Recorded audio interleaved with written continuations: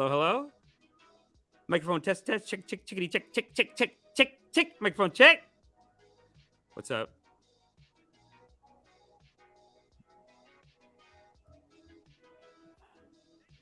Okay, yeah. I know that's working because it played on my computer too. What up? How's everybody doing in the congregation? Zorro is here, Russell is here, Max is here, Gargoyles. Too many people. There's too many people. Russell Stratton, Benjamin from Canada, Joshua Mowdy. Too many people. The drip is here. Wow. So many people, so many waiting room habibis waiting in the waiting room. That's a good habibi. If you come early and wait in the waiting room, that's a good habibi. That's good that you did that. Thank you very much. That's, a lot of you were doing that. And that's great. Schwa, save the audience. Audience rating. Oh, yeah. Schwa, save the hashtag, save the audience rating. Okay, great. Jay Gabrut. That's your name?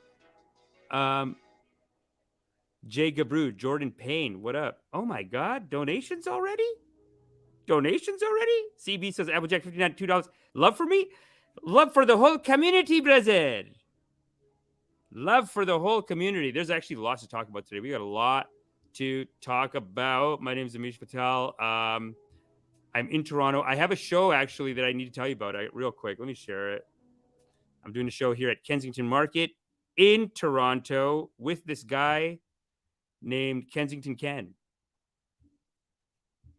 Check it out. It's comedy and then he does magic show after.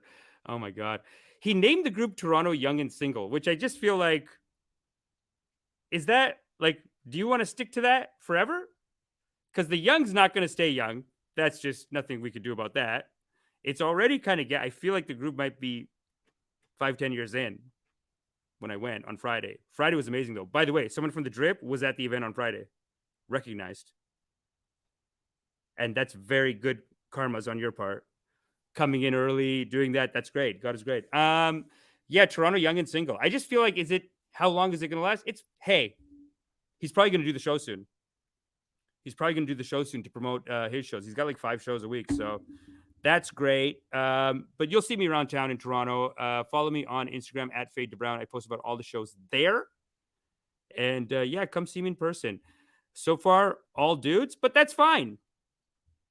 I'm not complaining about that. It's okay. CB Applejack 59, $2. Do a show in Cleveland and I'll show up. Rip and dip. Thanks, baby. CB Applejack. Are you that pickup artist that used to come in? Is that CB Applejack? The picture looks like it could be, but I'm only getting a small picture. No, but it's fine. Lots to talk about today, though. I just checked out. On this show we talk about the scams and the schemes. Here we talk about the scams and the schemes and the plotting and schemings. We're coming in with the Coffeezilla. Started with Coffeezilla, and that's always been a staple here. And so today I checked out Tinder Swindler, and I said, you know what? God damn it! I need to talk to the goddamn culture. I need to talk to the community. This is ridiculous. We don't need it right now as a culture. We don't need it. We don't need this hatred between men and women right now. We don't need it. It's already awkward. After COVID, post-COVID, it's already awkward. People aren't like banging as much. A lot of people, I think, are just with people they don't like. I'm seeing a lot of that. A lot of like, okay, are we open? Break it up. There's a lot of that's coming in the market. But then there's a lot of awkwardness, I feel like, too. Like sometimes I feel weird driving. Like I'm just like, oh, it's weird. It's just like, this is, 2 years off. You go back. Stand-up's been weird. Some people are just weird on stage. Holy shit. And then just doing apologies on stage. Sorry, it's COVID and I can't do a show. So I don't know what to do. Like this, I've seen it. People are just breaking down on stage. No, not that much breakdowns, but yeah, no, I saw a guy who's like a hard ass though. He's like up and shaking because 2 years off, no practice. 2 years off. He gets on stage. He's like, hey, just, don't go too hard on me. Don't be too hard on me. I'm doing my best. It's 2 years. I haven't done spot. I feel weird. He's like feeling weird and stuff too. So Tinder Swindler, now's not the time. We don't need more. It's already hard enough. But that's the problem with these apps though. I don't even use them. It's bullshit. I think they should just have a rule. I've heard from several people professionally who have said, as a dude, if you're 7 and under, just delete it. No one's seeing your picture. too many guys to girls. It's not. It's just mathematics. You can't show everyone's picture. They won't look at it. They're not looking at it.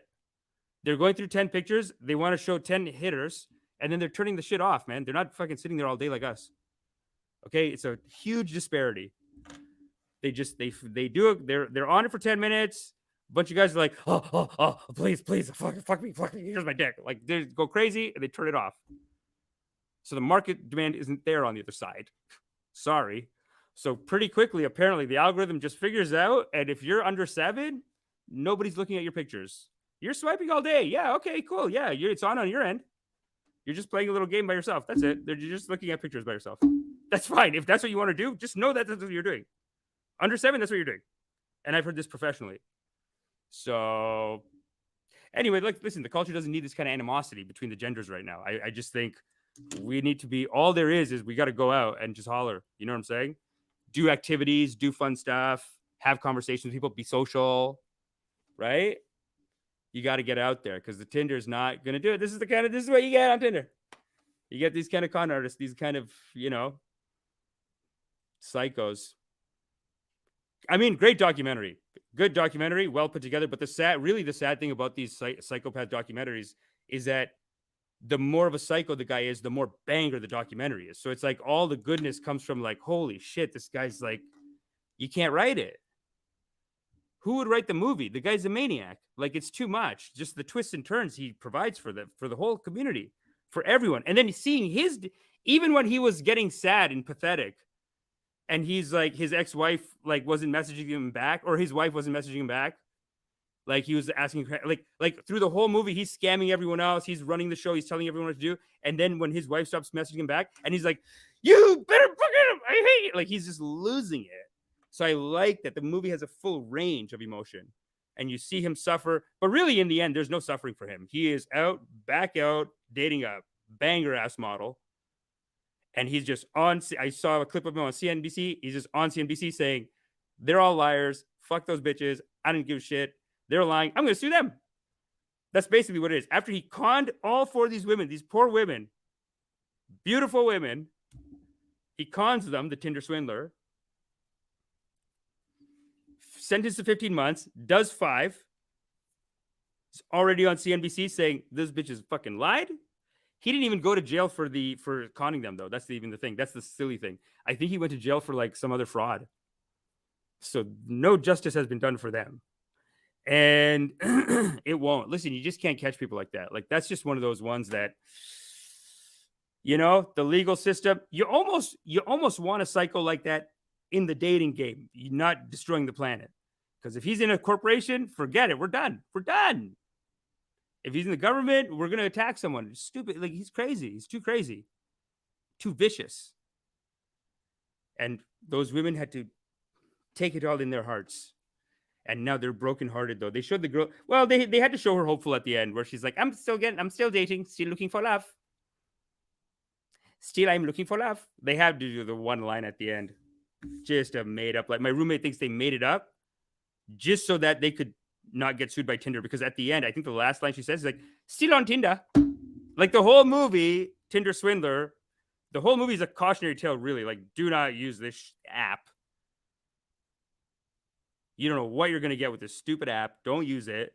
That's what the whole movie is, a cautionary tale. Then at the end, last line, she goes, "Am I on Tinder? Yes, of course. I love Tinder. I'm still there." Last line. I swear to God, that's like the last line of the whole thing. "Still on Tinder? Yes, of course. I love Tinder." She had to do it at the end, or else we wouldn't be watching the movie. That's it. I think Tinder's that powerful. God damn it. They're making too much money with their stupid schemes and their deals that they got going on. What the hell is this shit? First of all, if you're under 7, they're not showing you to anyone.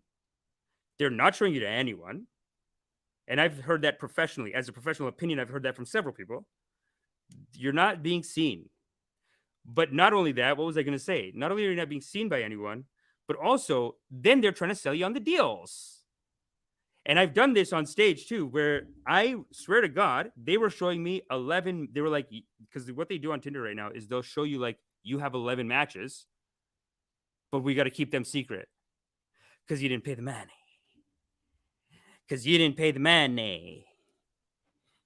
So they want to get you on some kind of plan. It's like almost like a car. It's like an insurance payment. That's how expensive it is. They have 1 month for like 60 now, 2 tiers. 1 month is up to 55, 60. I think they jack it up if you're old too. Over 35, I think they give you a tax. You old fucks. That's what they're doing.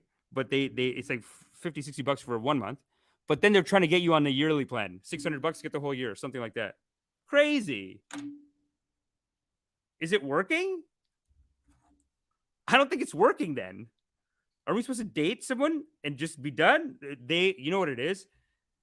Yeah, no, they're using it. They're using it. So anyway, they're showing me, hey, you have 11 matches, but we can't show you. Blur it out. You have 11 matches, but we can't show you. Because you got to pay money. So they got, and I'll admit it. I've admitted it here on the show before. They got me. Paid the money, go through, only 1 match. Hey! There's only 1 match. Of course. And they're just like, there's no message. They don't care. They're not messaging that. They're not going to say anything. They're not going to be like, hey, here's your money back. Nothing. Their attitude is basically like, listen, prove it. Hit 11? Hit 11? Did you have 11? I don't think you had 11. I don't think we've showed your profile to 11 people. I think 4 people, you're too low on the algorithm. We're not showing your profile to, we didn't show your profile to that many people. I think that's what they would say. They would just have to come clean at that point, be like, yeah, no, we haven't even shown that many people. So I don't know what you're talking about. And that's it. Then when you check, it's a fake profile of a romance scam that bot gets matching you. Dude, you know how many of these I get? Oh my God. I get so many of these. I get so many like just fake Asian women on my Facebook. Is it rude to show the pictures? I don't know. They're basically the pictures that you would see like if you were walking by a rub and tug. And they have like a picture of a 20-year-old girl in a Korean band, like those, what are they called? K-pop band. That's what they have on the outside. You go in, 60, and that's fine. And that's fine. And that's maybe what she did look like. And she's using an old picture, but when you go in, they don't have it. But they're all using the same pictures. Anyway, now I've seen on my dating profile, those same girls that are on the rub and tug advertisement, now they're matching. And they're like, hi, I'm Kristen, 10,000 kilometers away, Hong Kong, but I love you. Let's do something. It's like they're trying to get in from Hong Kong. I don't know what. It's a very complex phishing scheme. Call Marco, man. Marco can do that. Oh my God. But Marco's done with that though. What an inspiration. Incredible episode with Marco. You guys got to go back, check that out. It was so tight. The guy just knows the loving kindness philosophy. He's just so full of love. What a great guy. But yeah, no, dude, Tinder, don't do it. Don't get involved. We need to go out. We need to be out in the culture, in the community. And look, this Tinder Swindler, it's not, didn't do us any good. It really is, though. Those documentaries rely on the strength of what a psycho the main guy is. It's kind of like when on The Vow, about the Nexium documentary guy. Oh, let me show you a picture. This guy, NXV. There we go.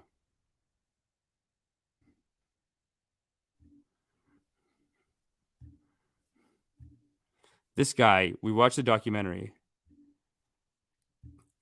Great documentary. And we're just like, this is a hitter, right? Like it's on HBO. Incredible documentary.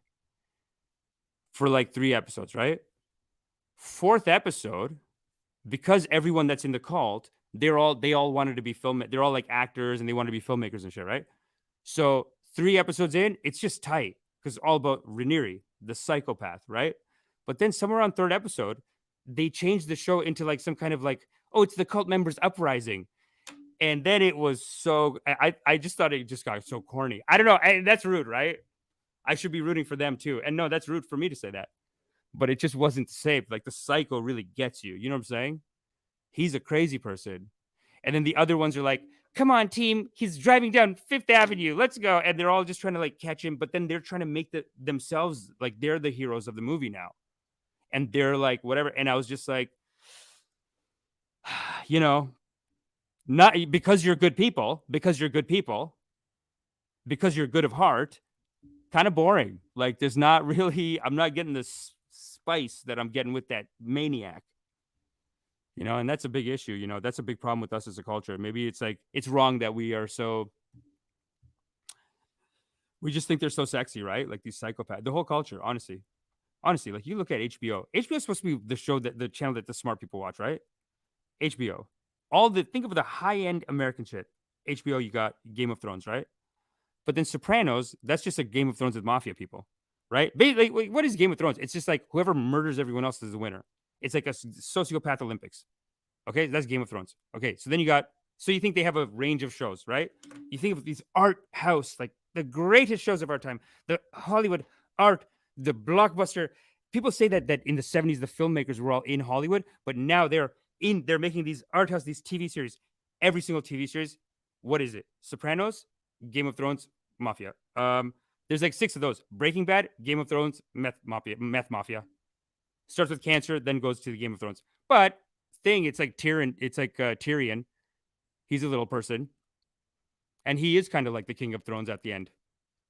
Meaning, like he was like the big winner of it all, and he was the little guy. Breaking Bad, you have the guy. He's like a nerd chemistry teacher. He ends up being the big top G killer. His class thought he was nerd at the beginning. At the end, he's like, no, I killed you. I don't give a shit. He's crazy. He got crazy by the end.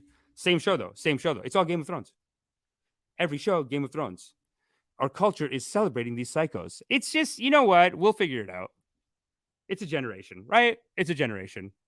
But just these woke shows aren't cutting it, are they? It's just like comedy. It's like you force woke comedy and you're like, yeah, it's good. Yeah, well, was it funny? Well, it's not offensive. You know, sometimes it ends up like that.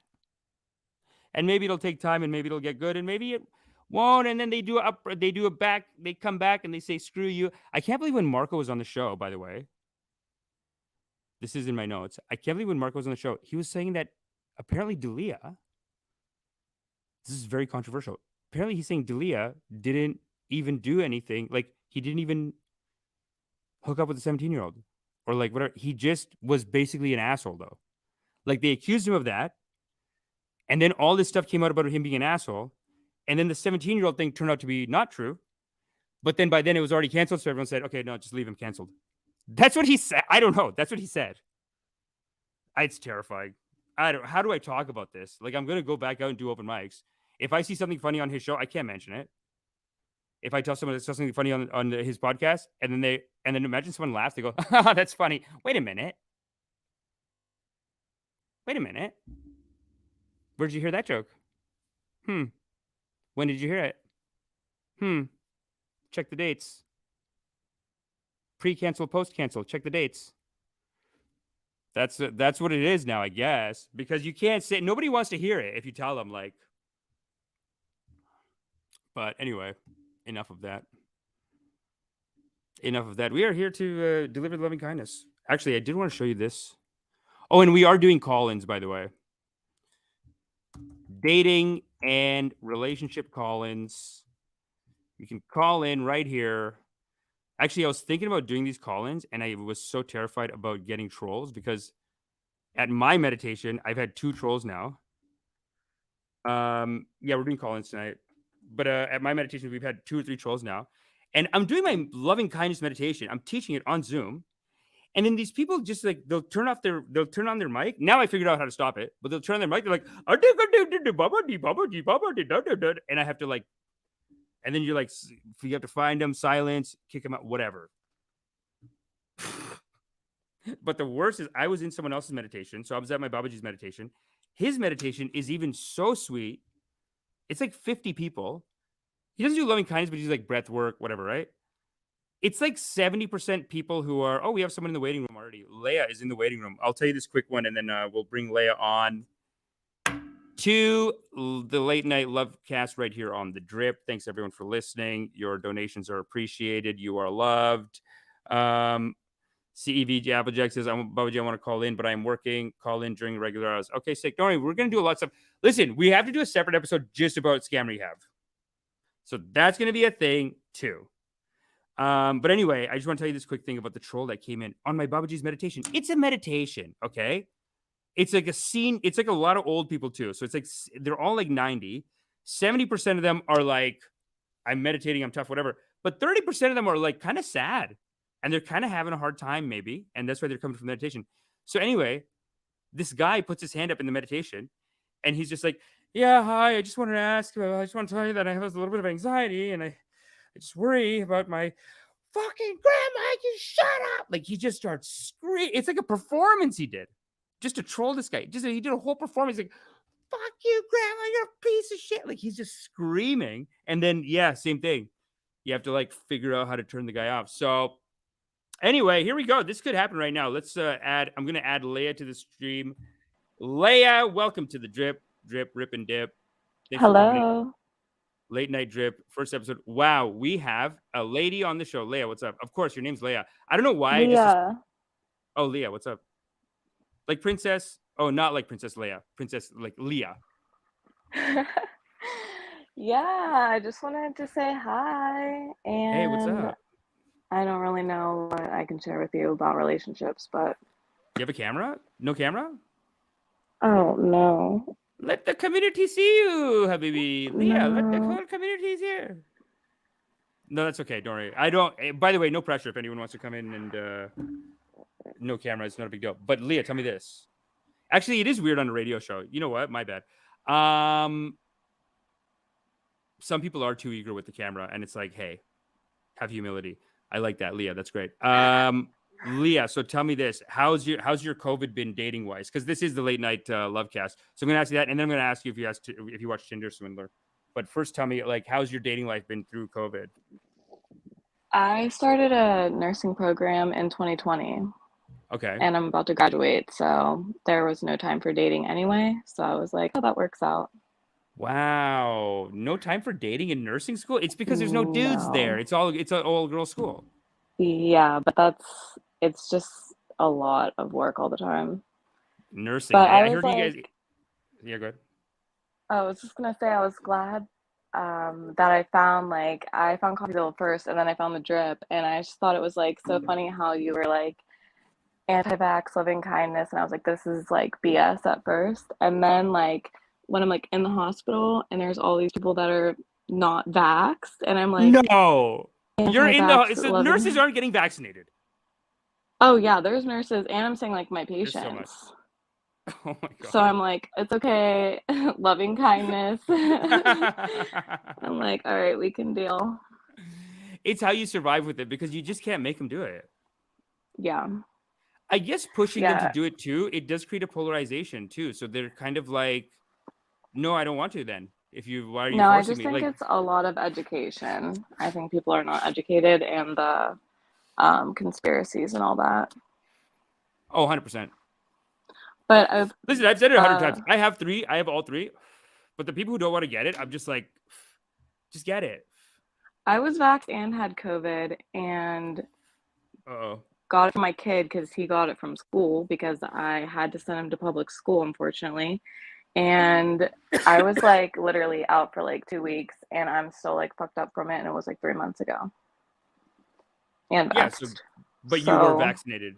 Yeah. So then, hey, you know, like how. So I'm like, if I didn't have a vax, maybe I would have died. Like, oh my god. Yeah, I didn't want to say it, but yeah, that's what I was thinking. That's where my head went. For sure, I was like, you got to say. You know what? Some people are that's so good that you admit that, because a lot of people, they get the vax, then they get COVID really bad, and then they go, "What's the point of the vax then?" And I'm like, "No, you'd be dead." But I think a lot of people don't see it. Wow, that's great. Yeah, that's why I'm just like, I don't understand how other nurses don't see it though, because I'm like, I always think like, oh, if you just came to the hospital for one day and you've seen these people, you would like change your mind. But then there's literal nurses that are like educated, like our degrees in science, and they're still like rejecting the science. So are you kidding me? So they're nurses, and like, what do they say though? What no, you got to give me the arguments though, because I do love the arguments that people do give for it. There's like, what does a nurse say? Because I know what the meditation people say. Sorry, go ahead. Yeah, there's like one girl in my nursing class, and I was like, oh, she's cool, and I was like being friendly with her, chatting, and then she was talking about how they're trying to, like, the hospital that we work at is like they're always switching up their mandates about COVID vaccines and everything, and she was saying how she was like submitting her forms so she doesn't have to get it, basically. I can't think of the word, but you know what I'm saying. Yeah. No, there's an exemption form. Like there's Yeah, an exemption form for the vaccine. So Yeah. does she have to say she has anxiety? She's like, I have too much vaccine anxiety. No, and I was like, oh, well, why are you like against it? Like, you know, I was trying to hear her out, and she said that it's genocide and the government's trying to kill everyone, like so you can't have kids. Yeah, I've heard the And I'm meditation like, scene is saying that. you're like, what is that? Where did that come from? I don't know, but my friend who is like super into meditation and stuff, she's saying like, I just don't trust what it could do to my uterus or like her baby. Basically, she's Oh my saying God. it goes to the baby maker and does something to the girl. But you really want to have kids in this world right now with everything? Like, really? Excuse me. Okay. Excuse me. That's the same for you don't have kids. That's very negative, Leah. You have a kid. Okay, don't bring him into this. I just never heard someone who has a kid make a "do you really want to bring kids into this world" argument. I've heard it before, just not from someone who has kids. You know what I'm saying? It's just so you know, make sure she doesn't hear this or he doesn't hear it. No, I'm sure mommy loves baby. Mommy loves baby. Habibi. Sick, yo. Habibi, she's your Habibi. Tell me, did you watch Tinder Swindler? No, but I was gonna say about that. He has a cameo. This dude literally has a cameo. I know. Yeah. Okay, how do you find someone's cameo? We got to see this cameo. Yeah, and I'm just like, how is he allowed to do this too? But they say it's like a social media thing, and that's how they allow it because they say it's like a social media thing. But I heard that you have to like get approved by Cameo to be on Cameo. Like anyone just can't make a cameo. No, I think you could. I think it can't. Okay, well, you know what? All these social media sites, they make billions of dollars, but they'll hire 4 people to run the whole company, right? So they probably don't even check at this point. If they're getting over like 200 submissions a day or like a month, I don't think they'll like these. That's how they work. They just don't pay anyone to do anything. Yeah, but if they're making money off of him, they're not going to kick him off regardless. So exactly, they almost don't want to check it so that after they can be like, well, he's so big now. You know what I mean? Yeah. They almost want to be like, well, he flew under the radar. Now he's huge, and we're all making millions. So hold up, Tinder Swindler. What is this guy's name? What a psycho, though. But you didn't watch it, eh? No, I didn't watch it. I was just hearing stuff people talk about him. So I'm saying it as if it's like your homework or something, but no, it's fine. It's my homework. Simon Leviev. Okay, Simon Leviev. I know he's selling a business class. Simon Leviev. Man, I need a Jamie. Leviev. Cameo. We got to see this Cameo. Because you know what? They have to do an intro video. This is great. This is great content. Say thanks, Leah. This is a good. Did you find him? I found him. Oh. We were looking for this when Elaine was on too. Let's play it. And Haley, I'm gonna bring you on in a second, okay? And is someone else here? No, yeah, Haley's here. Go.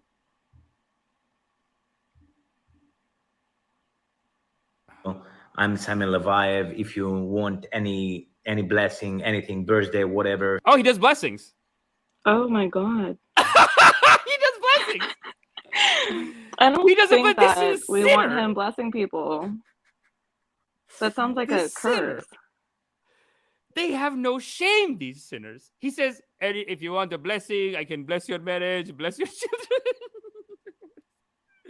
Sorry, I played like 2 seconds. Hi, everybody. I'm so excited to be here in Cameo. I'm Simon Leviev. If you want any blessing, anything, birthday, whatever, shout out. I'm so excited to be here. I wish you a great and a magnificent day, everybody. Take care. So charming. He's very charming. Like that came off like just not a sociopath. You know what I mean? Like you think a sociopath would be so polished and tight. He's just like so friendly and natural, like a Hugh Grant movie, like just a silly guy in a rom-com. I could go on a date with this guy. He's like, hey, everyone, I did something silly. I make a Cameo account. Okay, so if you want to blessing, birthday, anything about, yeah, just call me sometime. Yo, did this guy kill? Like he could have killed someone. You know what I mean? Like he's that level sociopath. You just jacked everyone. He jacked these girls for so much money. And then he just comes out and he says, they're all stupid. Fuck them. He's a psycho, but great performance. I don't know how they do it. Like, how can he be giving such a... He has a ton of practice. I guess so, eh? You're surprised. Patrick is now fighting many, many enemies. Love is like a war. We have to fight it. We have to fight for it. He loves you so much. We have to Even when fight you love. shout at him, he loves you. You cannot copy my trick of using his credit cards. Patrick asked me to wish you an happy birthday. What? All your wishes will become true for good. Take care. Hi, Wait a minute. Irena. How are you? Simon Leviev. Why does it say the Tinder Swindler at the bottom? So he put his own name as the Tinder Swindler. Come on, dude. Oh He my doesn't god. care. He No. doesn't care. Remember when they went to his mom's house and his mom's just like, I don't talk to him. I don't talk to him. He doesn't talk. He's like, his mom was so disgusted with him. Just pure evil, you know, like there's just nothing you can do here. You know? This really deserves a loving kindness. This is, and that deserves, sorry, no, it doesn't deserve it. What? Yeah, But why this does he just?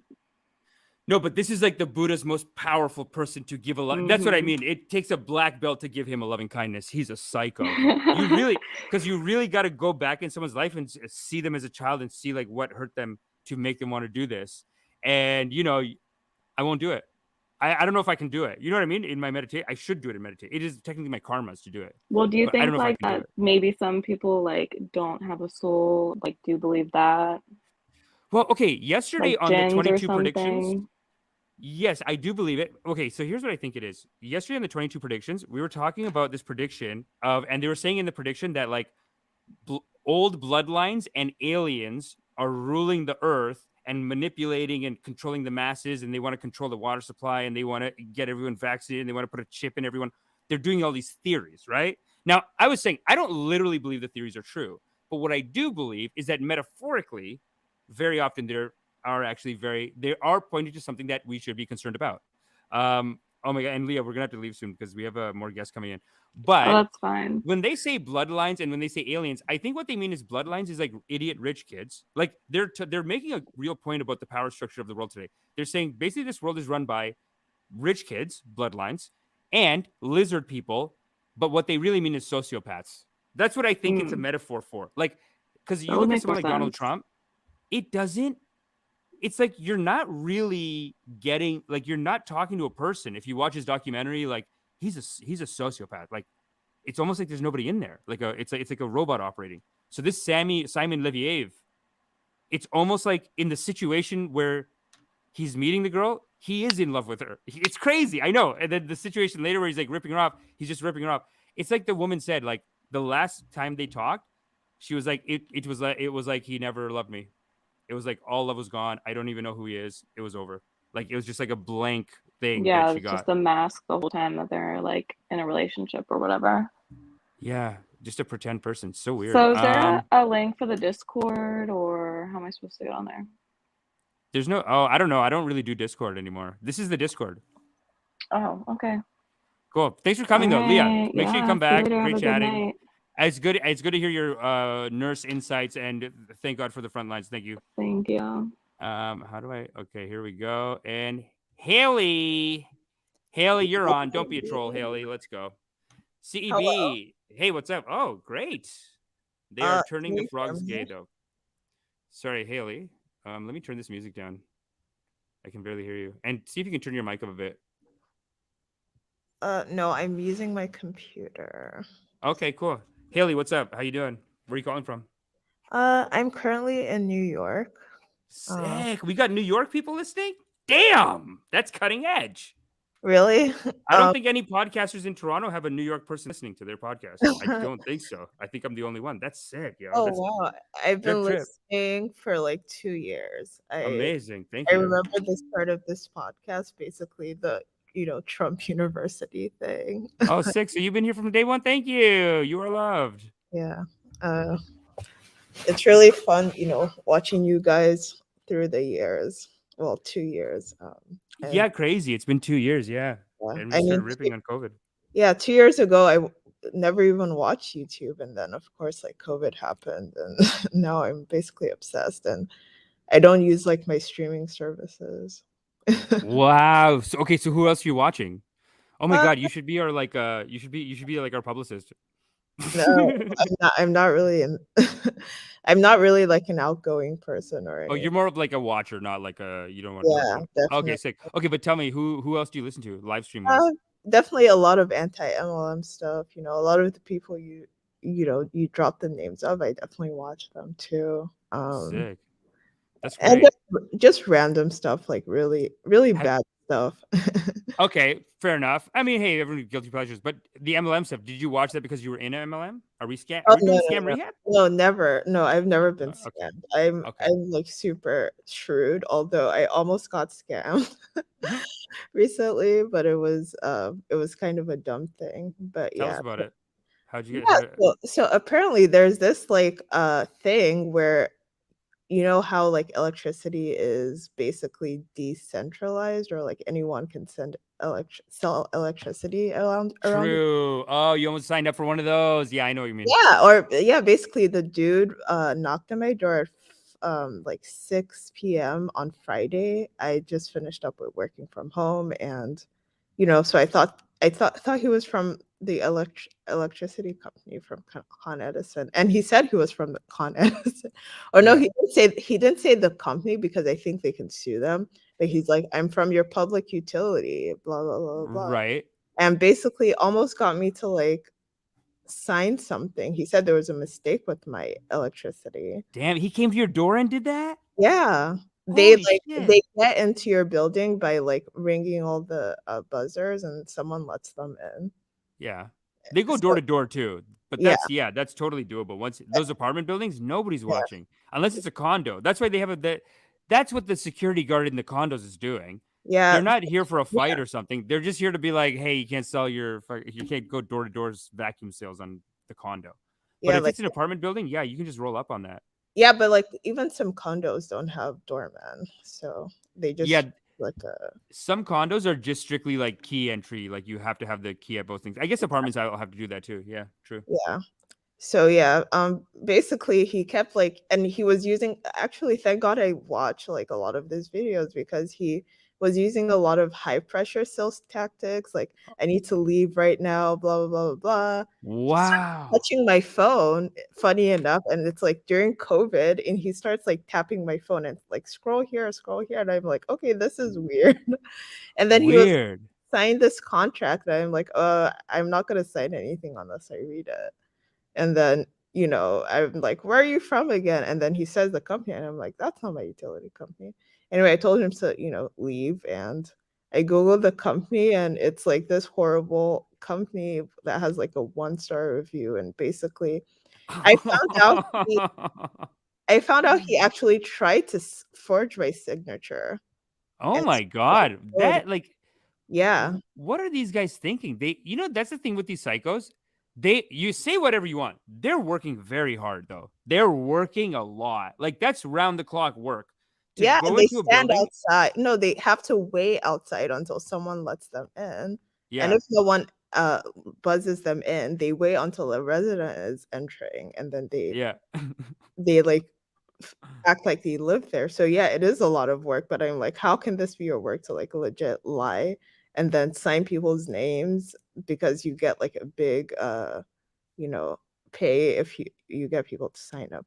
Anyway, I reported that Yeah. to, like, the public So utilities people, and okay. So he wasn't even part of another company because I almost worked at a company like I actually did work a day at a company like this really? where it's basically what they do is it's essentially they didn't do door to door, but they were telling us to just call, just like they would give us a phone number of like 5,000 numbers, and they just said go go go go go, and you should be Wow, at so you're 200 calls in a clever. day, and here's the script, and just rip all day. And basically what we were doing is we are saying like, hey, I'm your utility company. They worded it clever so that it sounded like I'm your utility company, but really it was just like I'm a utility company trying to sell you wholesale utilities instead of paying. Like I'm gonna save you money because you're gonna buy 5 years worth of utilities from me, Yeah, and I'm gonna pretty much that's what they were, but they were like an right. outside vendor, so they weren't actual employees. Weird.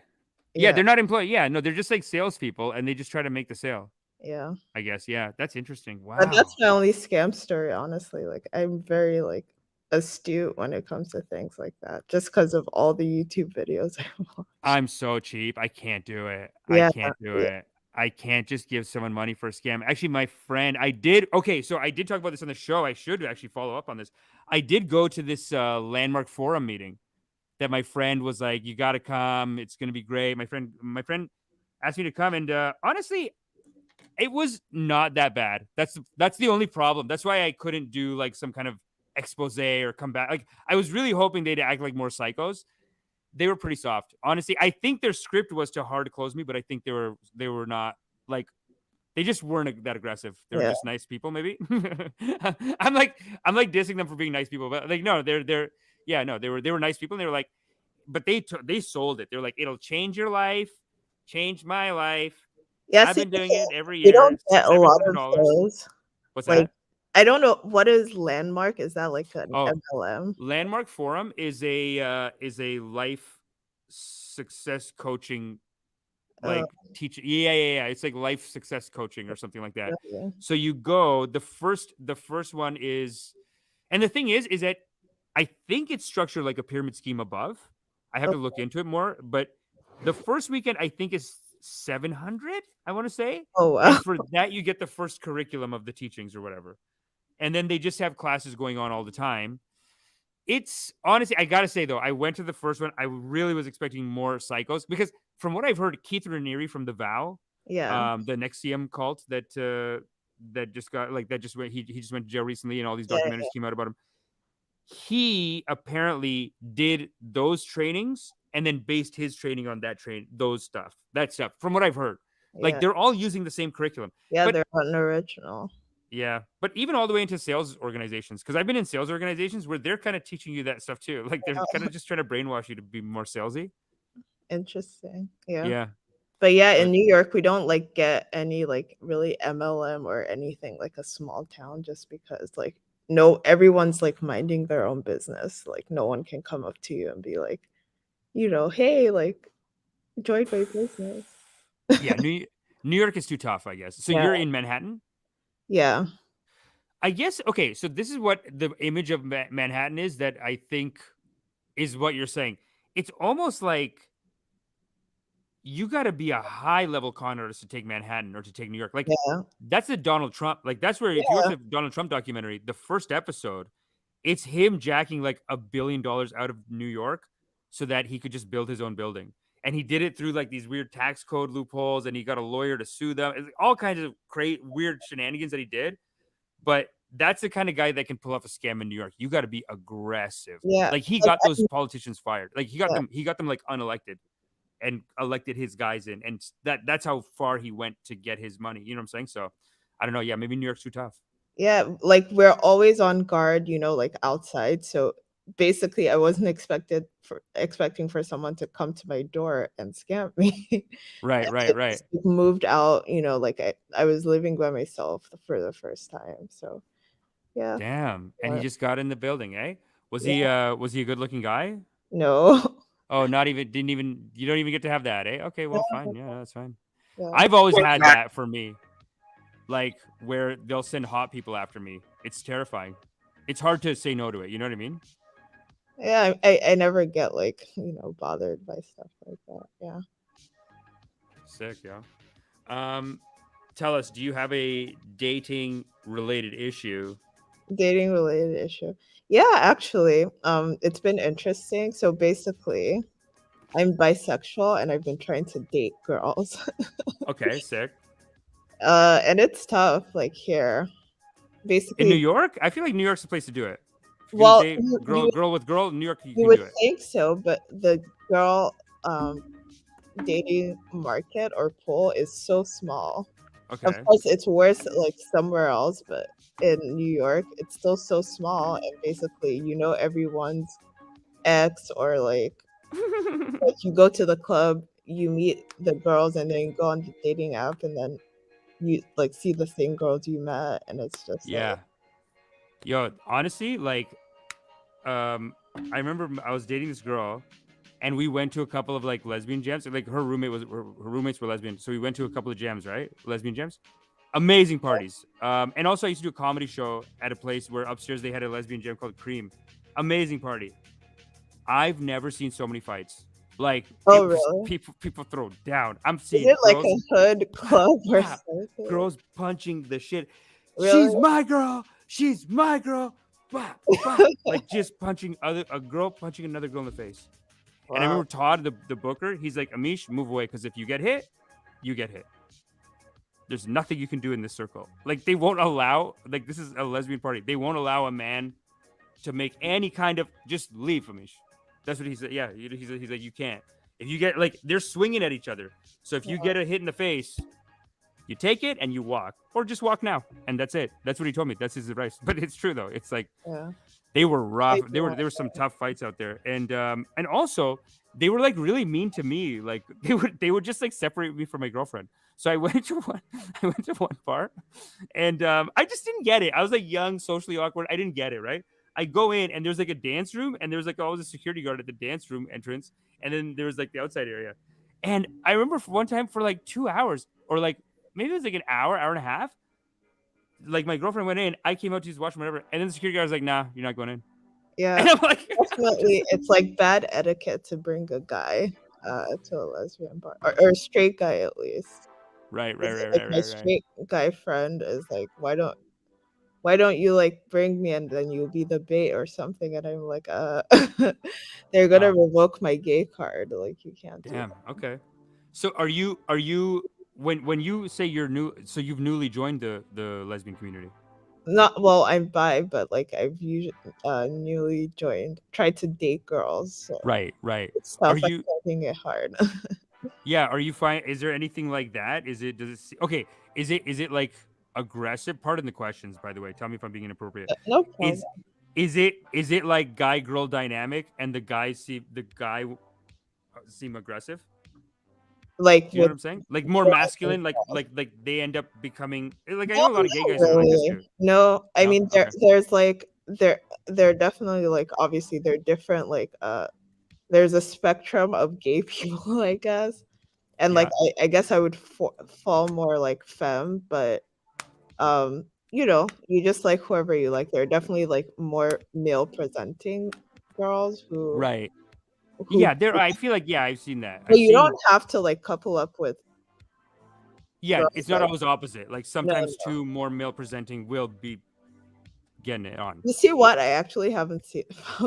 I've actually never seen that. I've seen femme and femme girls, but I don't think I've seen butch girls like date Huh. each other. That's interesting. Well, if you're saying that they've taken on more of the masculine energy, then like men, nobody wants to fuck them either, maybe. You know what I'm saying? Actually, Like, it's just a yeah. grind for them. Like, how do I get one of these beautiful feminine, like the Yeah. feminine girls are banging each other? But yeah. No, that's who always would be mean to me. Yeah. Like, that's who always would be like, yo, get the fuck away from your girlfriend. Of course. Piece of shit. I'll punch you. Like, they're red. They're like, why'd you come here? Like, that's the kind of attitude I got from just like them. But then other people were very nice. Yeah. So I was like, just one or two would be like, why are you here? Why There's are always you this here? I'm trying to convert these girls. I'm trying to convert. Like, I don't even want, like, Yeah. that's what they flex on you. There's always a straight couple in the gay bar, you know. Yeah. And no They'll one get likes them. right. Yeah, nobody likes them. And I remember I dated a girl who also went to girls after, and I ran in, and then like I just saw her new girlfriend after, and she was basically like Amish, what did you have, like 6 inches? I got all of this. I got the whole fucking thing. Oh You my God, fucking that's piece of shit. You got nothing on me. Once they come this way, you're not getting them back. Like, she just starts talking shit to me like that. No, I'm just kidding. I'm making that up. But it was like that. I'm exaggerating. I'm not making it up. I'm exaggerating it. But that's basically, yeah. Like, she was just like, yeah. She's like, you're never getting this back. This is mine now. I got this. Your little 6-inch can't do shit. I'm putting the whole thing, like, I'm jamming this in. So don't think about it and back the fuck up. You know what I'm saying? So that's fine. Very aggressive. Yeah, I know. I do. I've always found it very aggressive. What are you going to do? You know what I'm saying? But tell me this. You know what we can do? We could do an oracle card reading. And these are... And Rumi basically can give you dating advice. Are you familiar with Rumi? No. Rumi, he's like a poet. He does poetry. And these are his oracle cards. I got an oracle card deck of Rumi poetry. And basically what happens is when you're having any issues in life, like Rumi is like basically very close to the beloved, to the source energy. You see the source coming in over my head? Like, Rumi, that's a source right there at the top. but Light. it's not proportional. I think you should switch. Make it, yeah. All make right. it bigger. That's Well, look, we got new art coming in all the time. We'll figure it out. But right now, it's like that source energy. Rumi's in it. You know what I'm saying? The beloved. So what happens is I'll shuffle, and then when you say when, Rumi will guide my hand. The unconditional love of Rumi will guide my hand to a card. That card will correspond to a poem, and then that poetry will help you unlock this thing in your life. You know, if you're confused about something, it'll help you with that. So you want to try one? Yeah, let's do it. Okay, say when. Okay. These are bangers. All right. When? Card number 28. Enter the Garden of Delights. Can you believe this? That's what the card is. Like, this guy hits. I'm gonna show you the card. I have the cards actually scanned on my computer. I swear to God, it's called Enter the Garden of Delights. This So what's guy your has interpretation of that? I'm gonna tell you in a second. I just want to pull it up. I just want to show everyone. I'm not making this up. You know, I'm not making this up. This is Rumi's hand guiding me. Clearly, I mean, you just said you're having, you know, what your thing was. You know, you're going into the lesbian community. Let me see. Share slides. No, stop share. Screen. Okay. Window. Okay. Got it. Look at this. This is the card that you got. You can see that, right? Yeah. Sick. Okay, great. Although the great. scan is like kind of, it's only showing the top of the screen. Oh, really? Yeah. Oh, it's missing the and it says enter the, but you can't see the Garden of Delights. Damn it. Wait a minute. Let me take the bottom scroller off. There we go. You see it, right? Hit. That's crazy. Okay, hold up. No. Yeah. No. Okay, cool. This is the poem. 28. Enter the Garden of Delights. Are you aware that sweetness is sorry. Again. Are you aware that sweetness is found everywhere in town? Are you aware that winter is gone and spring has come around? Are you aware that sweet basil and the carnation are whispering in the garden and laughing about how simply everything is found? Are you aware the nightingale has come back from its flight, singing out messages of love to spread delight with every sound? Did you not know that? Everything in the garden is granted the right from the divine court. It appears for our delight. Everything is here to make the earth green and alive as a haven for our life. What remains buried in the soul will always endeavor to reach out. Wow. No one truly alive can ever be pawned to a prison or to a tomb. Rumi. So basically, like, be gayer. It's saying, don't be in the tomb of straightness. Okay. Straightness is the straight jacket. Wow, there's some hitter lines in this. Also, the timing is good because I don't know where you're. Well, you're in New York, so it is getting warmer, right? But today it got kind of cold. But it was it's getting really warm today. Okay, you guys had a really warm day. Great. It was almost like 20 degrees. Wow, in New York? So you're in Manhattan? Though. Yeah. That's sick. Yeah, it was almost 20 degrees Celsius, although it is getting cold. It's 2 now. But yeah, pretty warm day earlier. Yeah, sick. Yeah, no, it's been nice. It's actually like, you know what it is? It's because it's almost like we're manifesting it. Like it's like COVID's over. We just opened up, and I think the whole culture's like, okay, just start this fucking spring up. Let's go. Oh no, but it's getting really cold. It's gonna be cold for the rest of the week. So. Oh, okay, cool. It's going back to cold. Actually, that is what happened here in Toronto. Actually, I gotta say, yesterday was actually very hot, and then today was freezing. Oh my god. Yeah, we probably like got the warm front that you guys had. Yeah. Yehuvi says, "Oh my god, Russia invaded Ukraine." Yeah, I know, man. It's so terrible, dude. I'm so sorry to hear that. That's so sad that Russia's invading Ukraine. Do you think this would be like another Iraq or like another thing like that, where it's like the whole culture has to be at war for like 10 years or something? I hope not. Oh my God, that's so sad. See, I'm scared to talk about politics just because I have like different views. Oh, okay. I feel like people are gonna come for me. So you All know. good, yo. I totally understand. That good card though, right? Yeah, The poetry's tight. it is. Cool. It's Rumi. He's a 4th century poet of I may have heard- Sufism. What's that? I may have heard of him. They basically teach like loving, like they basically teach like my teacher calls it a heart-centered like philosophy, where they think that the number one thing that you have to do is like love your life more. It makes sense. It's hard to really explain. You know, I told Steven I wouldn't do too much meditation, so I don't want to get too much into it. But it is basically like that's what they teach. And the cards, what they're supposed to do is when you hear the poetry, like whatever problem you're in, and this is true with tarot too, I find. Tarot is basically what it's doing is it's saying you're a first player character in your game of life.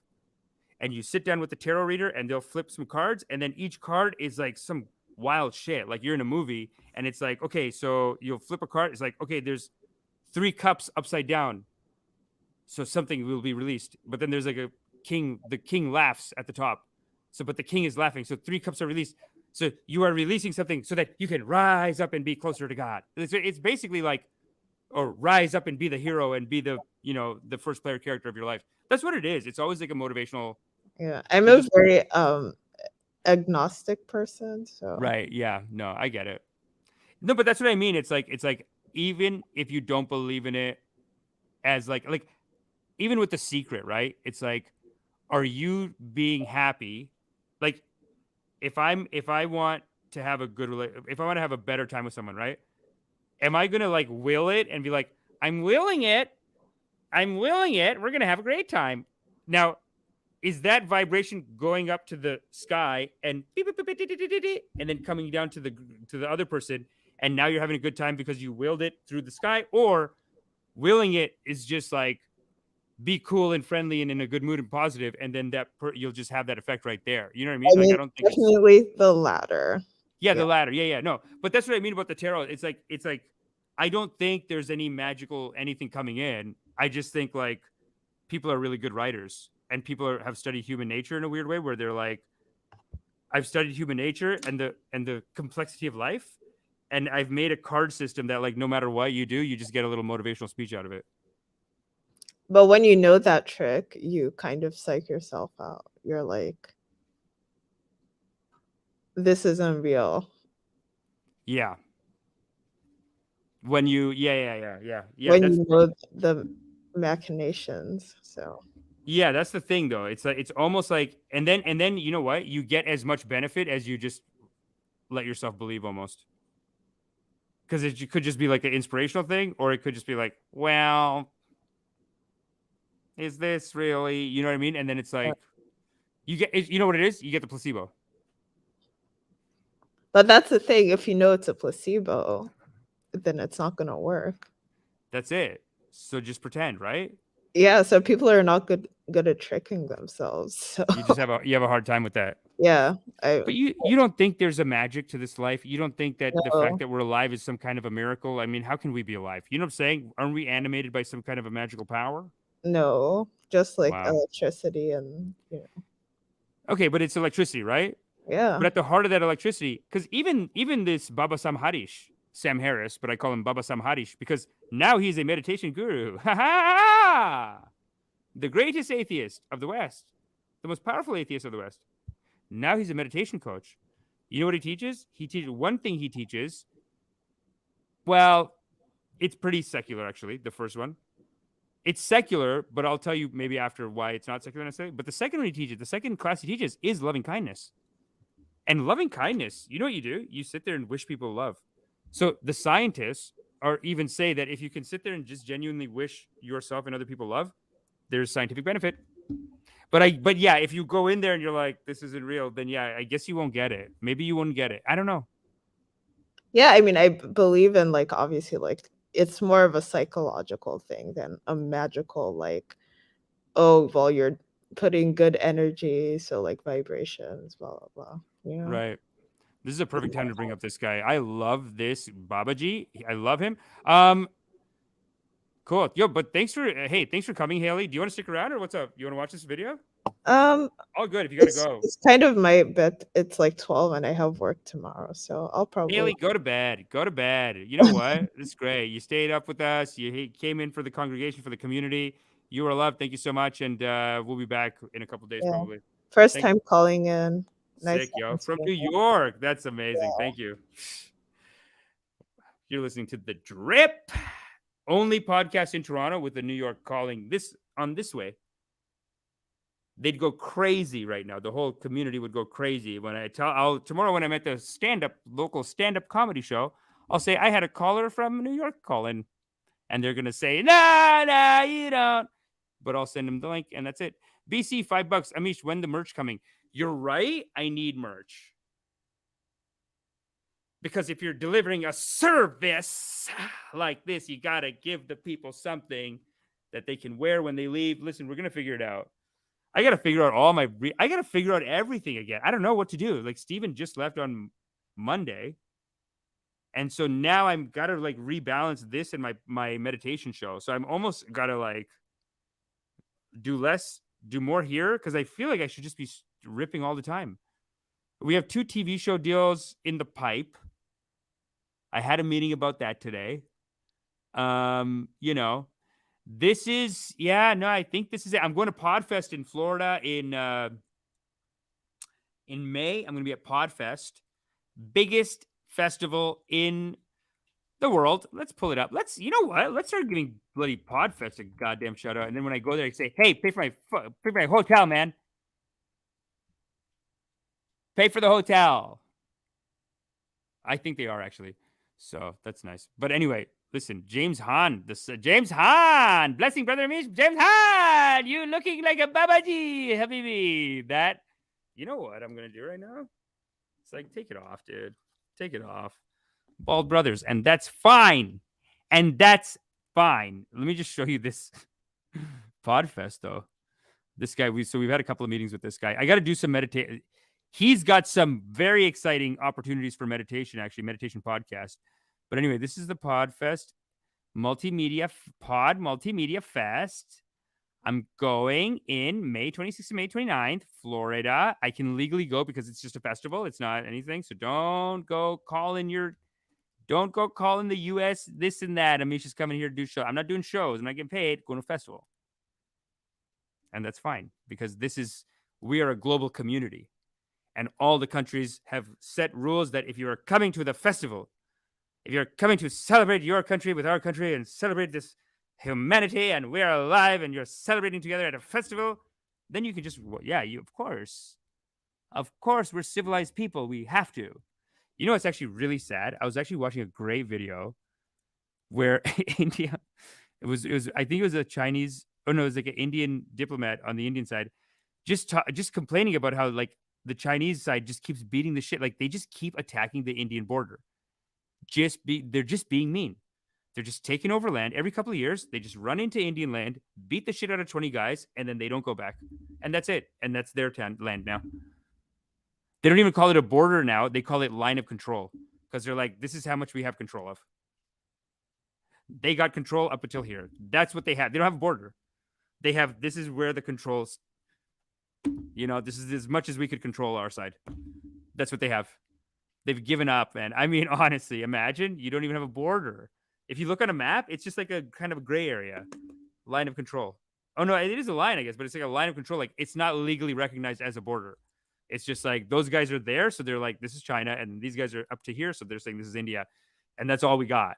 Legally, I don't think UN can even go and be like, no, give it back. Like, I don't think that's the control line. That's ours. That's what the system is now. Line of control. So anyway, you got to go to festivals is what I'm saying. You got to go to the festivals. You got to mix it up with the culture, with the community. So we're going to be here. We're going to be ripping and dipping. And they have like live booths there. And, he's really making it sound like this is this is the big who's who of the pod world. And they're he's talking to people at Spotify. He's saying, we got to get it on Spotify, figure it out. He's calling the people over there. So he's making all these stuff, doing all this stuff for us. So that's great. Very excited for the drip because he's excited about the drip. And so, yeah, look out for that. Like I said, this Saturday, I'm going to be at Kensington Market doing stand-up comedy. But honestly, best thing you can do. And then tomorrow night, I have meditation. Oh my God, $20? James Hahn. I didn't even realize you gave $20. Thanks, baby. I love you. Let me just play this. Don't feel pressure to give money. I appreciate it, but no, this is so great. Thanks, buddy. Love you. Follow me on Instagram at Fade to Brown, and then come to meditate. Check out meditation. Yeah, we really do just dive into the source energies. I know it's hard to imagine. I know it's hard to believe. You're just like, come on, man. What are we doing? I'm atheist too. I still am atheist, but meditation does work, even if you don't think it's a source channel coming in. Even if you don't think it's a source channel coming in. By the way, if I say anything offensive, hey, blame it on the source. If I did anything offensive, all that shit I said about Crystalia, hey, blame it on source. Channeled it. Don't cancel me. Cancel the source. I got to show you this BabaJi that I started following. This guy, incredible. 2-hour rips, this guy. 2-hour rips. And he's going, and he has no notes. And I'm like, what is this guy? Pleiadians? It's Pleiadian prophecy. I'm like, how does this guy rip 2 hours? How can he do this? Right? And then I start the video. And this is the kind of guy, by the way, that, like, if you send him to a friend, they might say, like, hey, are you depressed? Why are you watching this guy? Like, it sounds kind of weird. But anyway, just check it out. It's tight. Trust me. Watch. Have respect. So in the beginning of my journey, I was working as a mystic and an intuitive, which I still do everything I'm starting it again. Listen and have respect, and don't just have respect, okay? But just watch. I'm like, how is he writing all this? I'm like, this guy's going. This one's 1 hour, but now he goes 2-3 hour rips like Osho. And I'm like, how does he do that? Where's the notes? Where's the thing? Let's take a look. And so in the beginning of my journey, I was working as a mystic and an intuitive, which I still do everything intuitively. The words I say are intuitively guided. And through the words I offer comes an energetic vibration that we are all receiving. So this is a group healing as much as it is a sitting, a dialogue, and all of those things at once. Wow. And then throughout my journey as a mystic, again, I've never really had a formal teaching other than my own intuition. I don't read much of anything. I just download through the ability to see, hear, and feel. Since I was a kid, I've been in communication with the universe, having conversations with angels and ascended masters about the only thing I really am concerned with, which is the expansion of consciousness, knowing God, and playing as the light and form. God damn, the guy just rips. I mean, don't listen. I know some of you guys, if you're not into it, you might just say, like, okay, that didn't mean anything. That was all tight, actually. And the thing is, if you watch his shit, it's 2 hour tight rips. Excuse me, have respect. I know that opening just sounded wild and wacky, though. It does sound wild and wacky. Like, what is he saying? He's saying, like, no notes, no writing.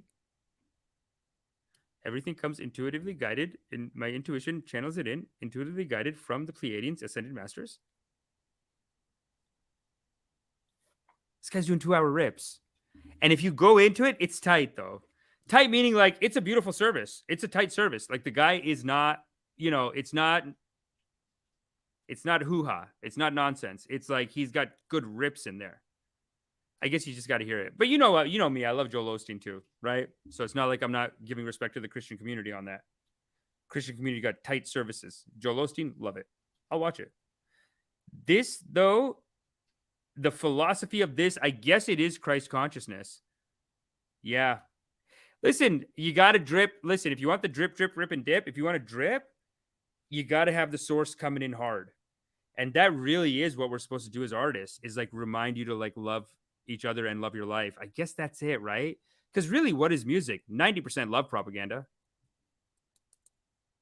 We're talking 80, 90% love propaganda until you get into hip hop. Really, what are we talking about? Hip hop, they do, it is a little materialistic. They say just get money, get laid, get money. I don't care, whatever, right?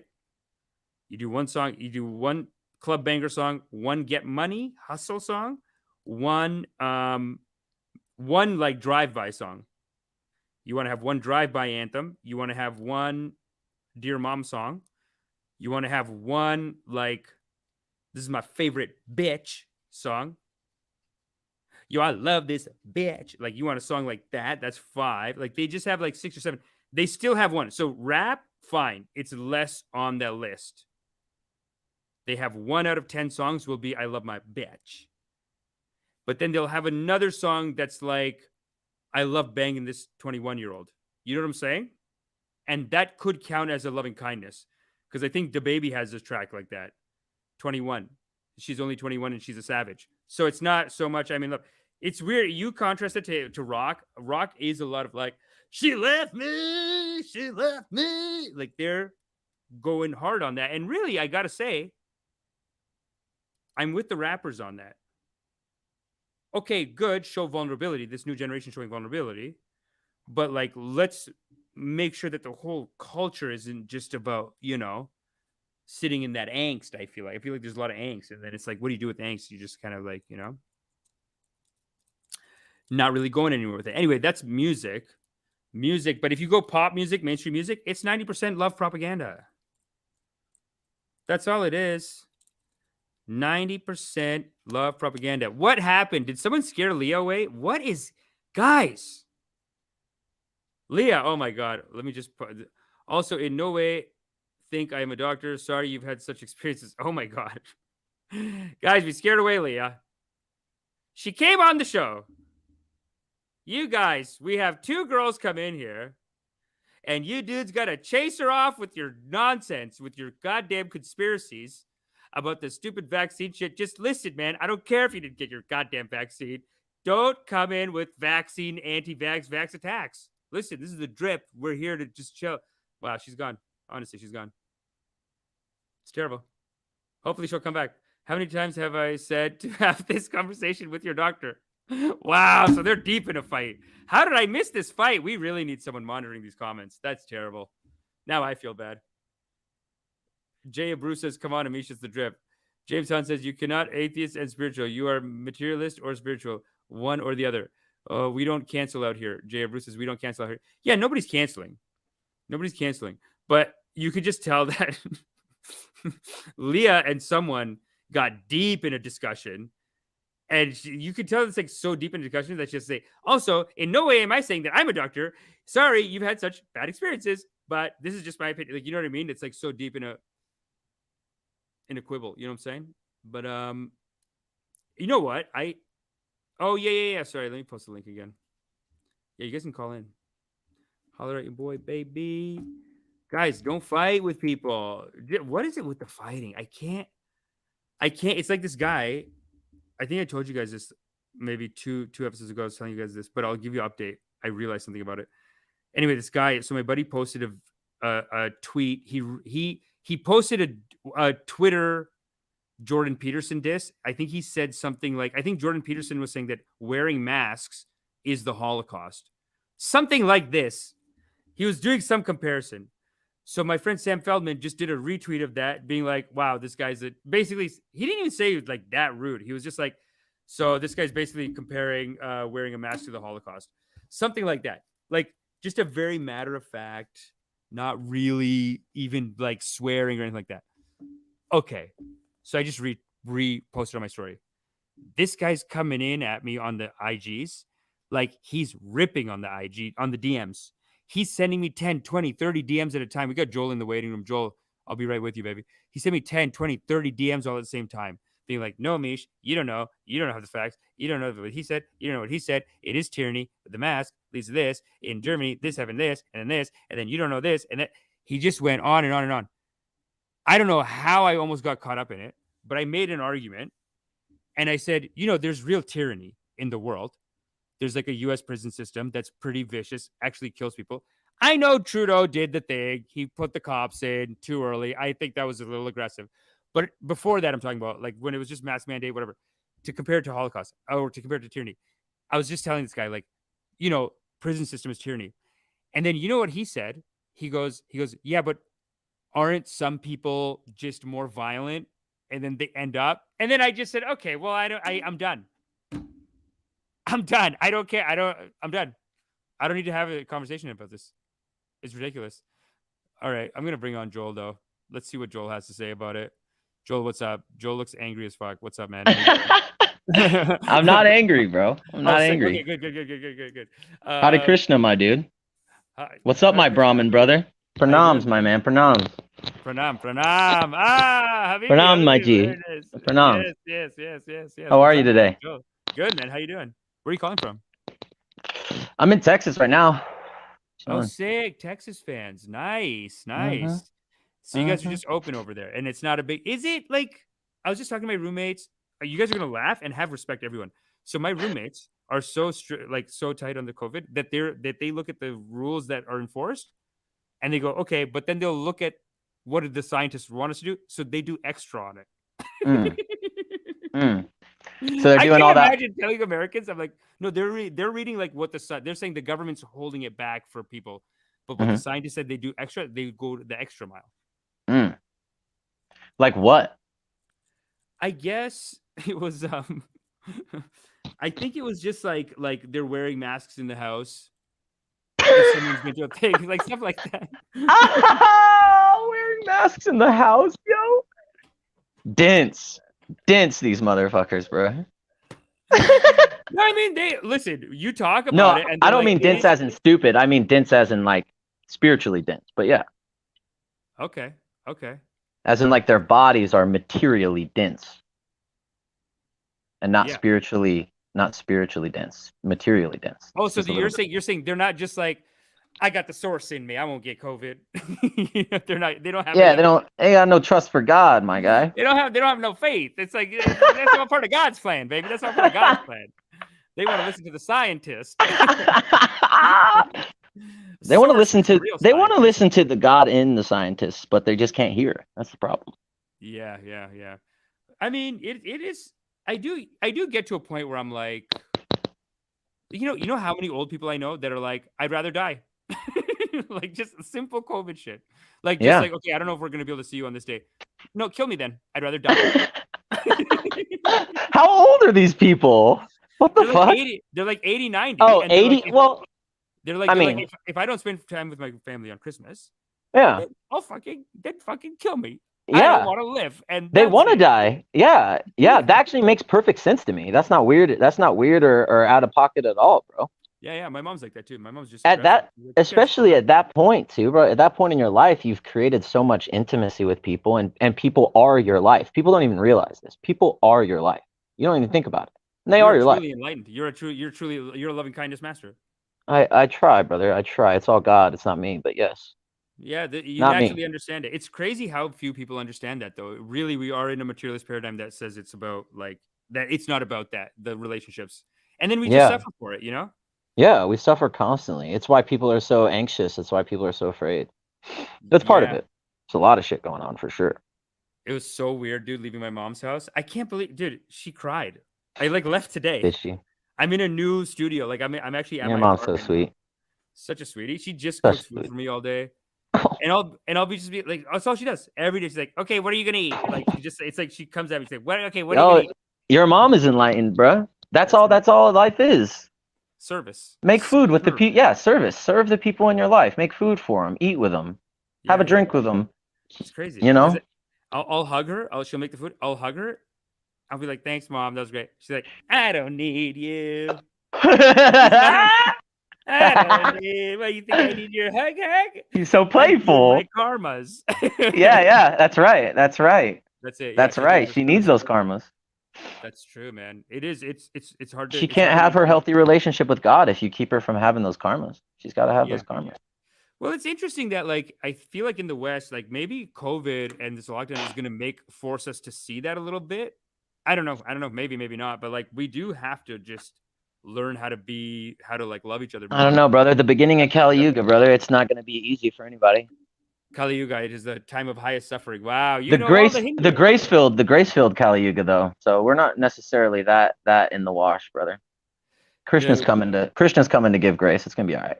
Yeah. I think Kali Yuga is like 400,000 years, and I think Krishna Long. blew the trumpet to start Kali He Yuga. came in Bengal, yeah. Mm-hmm. And I love it. 1970s, son, or 1870s. 1870s. Actual fully embodied supreme being was on Earth in the Hare 1800s. Krishna? Yeah, wasn't he? Was it They 18? say- Oh no, they say it was like that's the fucking guy that brought the shit to the West, Bhakti Yoga to the West. Prabhupada. My bad. Prabhupada. Okay, Yeah. Prabhupada. Wow, I don't even know that one though. I got to look him up now. Prabhupada. You never heard of Prabhupada? I don't know Prabhupada. I know a lot Damn, of people. son. I'm into like Ramana Maharshi. He brought Krishna consciousness to the West. Prabhupada. That's sick. Prabhupada. Oh, okay. No, I remember this other guy, the leader of the Hare Krishnas. He was, but that everyone said was like a cult, basically. That is him, bro. And AC it is like a cult. Yeah. Well, no, AC Vedanta is I think a different guy, but they may be the same guy. It doesn't matter. It is like a cult. It is like a cult, and definitely was like a cult at the time. Right. I mean, bro, anybody that walks around just singing and chanting and like making food and like drawing people in and making like communities, that looks like a cult, bro. Like, yeah. I see what you're Not saying. hard- I see. not I see what hard you're to- saying. Our culture's broken. our culture is so broken that they cannot feel the love of a good community. That's how broken our culture is. A good It is, I community know. is automatically drawn in with all these cults and all these destructive things because our culture just can't see it, brother. Can't see it. They have not the Krishna consciousness to feel. No, they don't. Honestly, and even as a Patel, when I tell my family that I'm Yeah, doing I was about to loving-kindness, say, he was they're Brahmin, so- my guy. No, we're not Brahmin. We're actually the merchant class. So we're all money. Oh, really? I So thought we're y'all were all money. priests. Y'all aren't priests? No, we don't even respect the priests, man. The priests Oh, are- that's the- too the- bad. The Brahmins are like the slave owners. They're the Yeah. ones in India, like the Hindu nationalists. Like that's very Yeah. Brahmin. Yeah, The it BJP sucks. Party. Sucks that even in India, the culture, the true spiritual culture has been so. Well, in every Depressed. religion, they actually have both departments. They have a loving kindness department, and then they have like dads watching you department, like a dads in the sky watching you masturbate, all this stuff. Crazy thing is, The Krishnas on- don't. The Krishnas Christian- no, the- practice, the- but the Hindus don't. Like the, they're what they take from the Hindus. They don't take any of that. They don't take any of the. Yeah. The loving kindness practice is basically that everyone is God, and Uh-huh. really that all of creation is like a masturbation. Yeah. Because it's like even if you have sex with someone, like you're God, they're God, and you're banging, so now that's God banging. Yeah. God.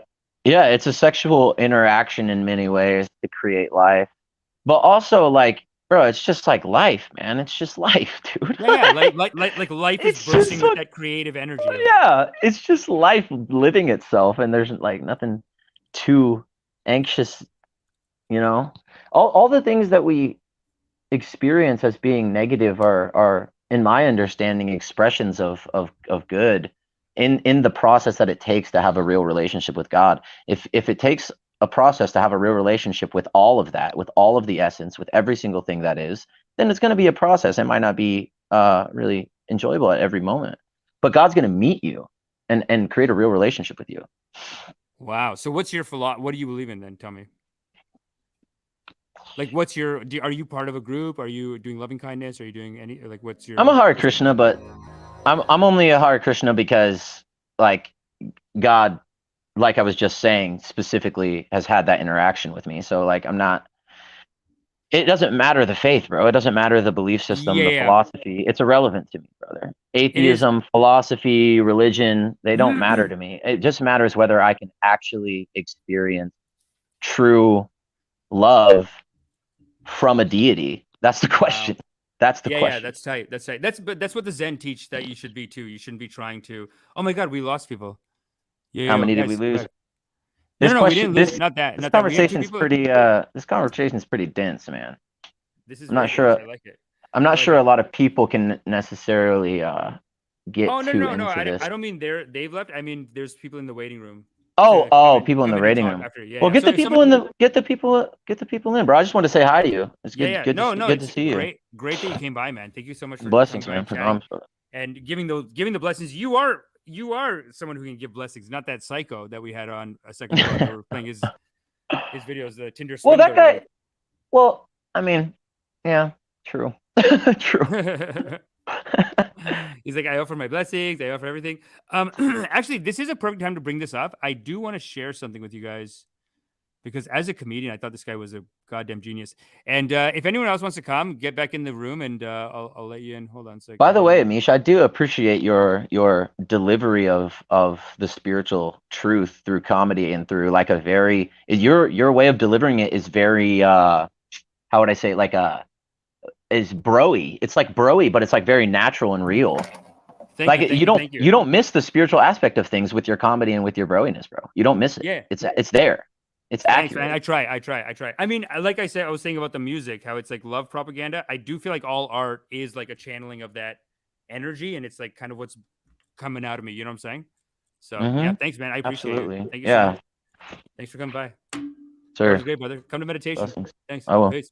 Cheers. Abdul, what's up, homie? How you doing? Yo, man. What up? Love your podcast. Love the Thank show. you. Just trying to touch base with the topic today. What you were talking about earlier? Oh, I actually want to show you this guy, this laughing Baba. Dennis is also here. You know what? Let me just try this. Wow, we can do all three of us. Yo. Okay, all three of us. What up, Dennis? How you doing, man? Yeah. Come on in. I'm doing good. Hold up. Let me put in my headphones so you can hear me. Yeah, no problem, dude. I'm gonna put you on mute though for a second, and hold on, because it was making noise. But I'm gonna play this clip, and let's all check it out, because this guy's really making me almost think like I almost watch it, and I'm like I can't tell. It's, as a comedian, I'm very torn. Check this out. Yoga, laughing exercise for the heart and mind. What you can do, just laugh. Very easy. Don't feel shy.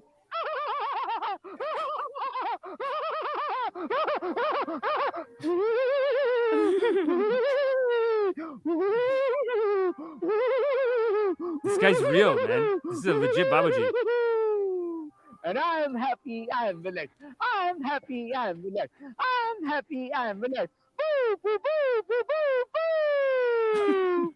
You can It laugh. looks like an old like VHS like footage, It looks like what footage? like a VHS footage. It looks like Oh, probably totally. from the Yeah, 80s. yeah. Yeah. It's like this guy's been in the game for years, and you know what's interesting is it's like every comedian should see this and be like, what the hell am I doing writing jokes? This guy just tells you to laugh. Like Yeah, you yeah, go to yeah. his service. Oh, sorry, man. Yo, the other guy left. All good. But his sorry, your background noise was so super loud.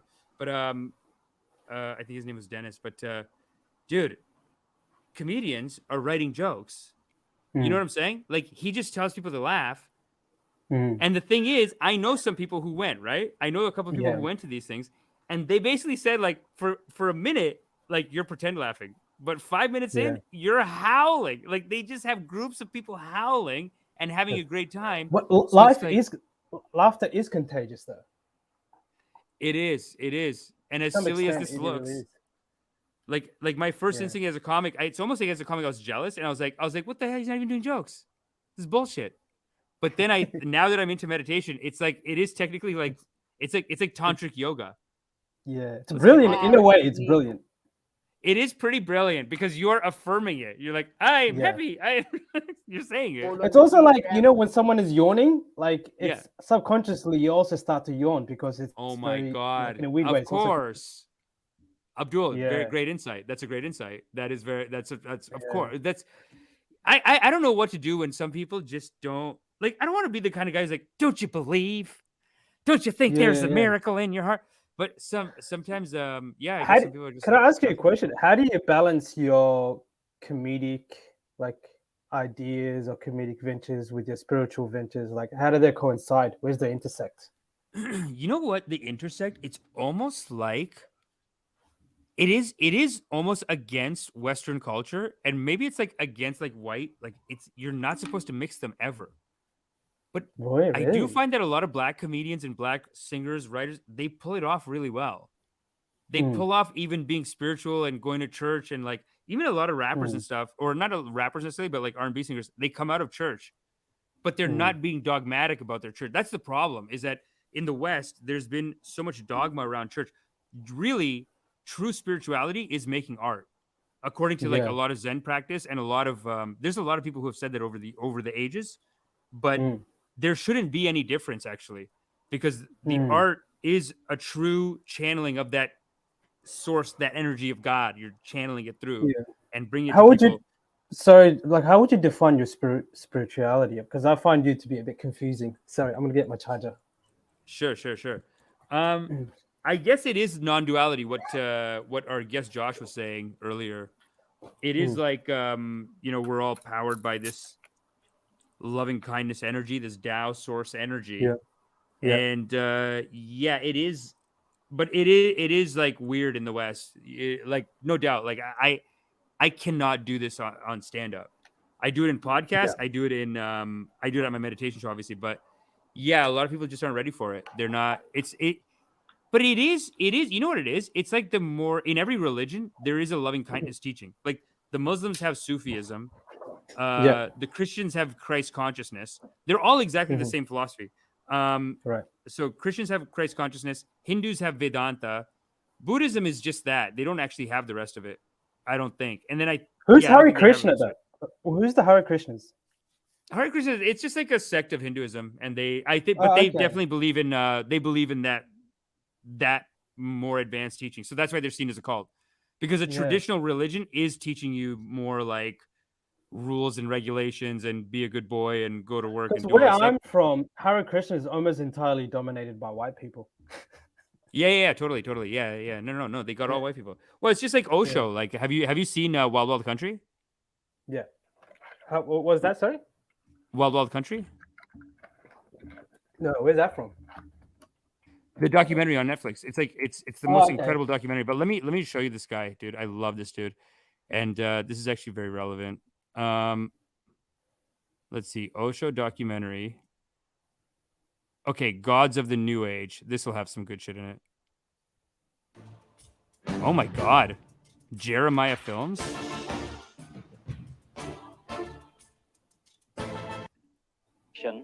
Has become something of a fad.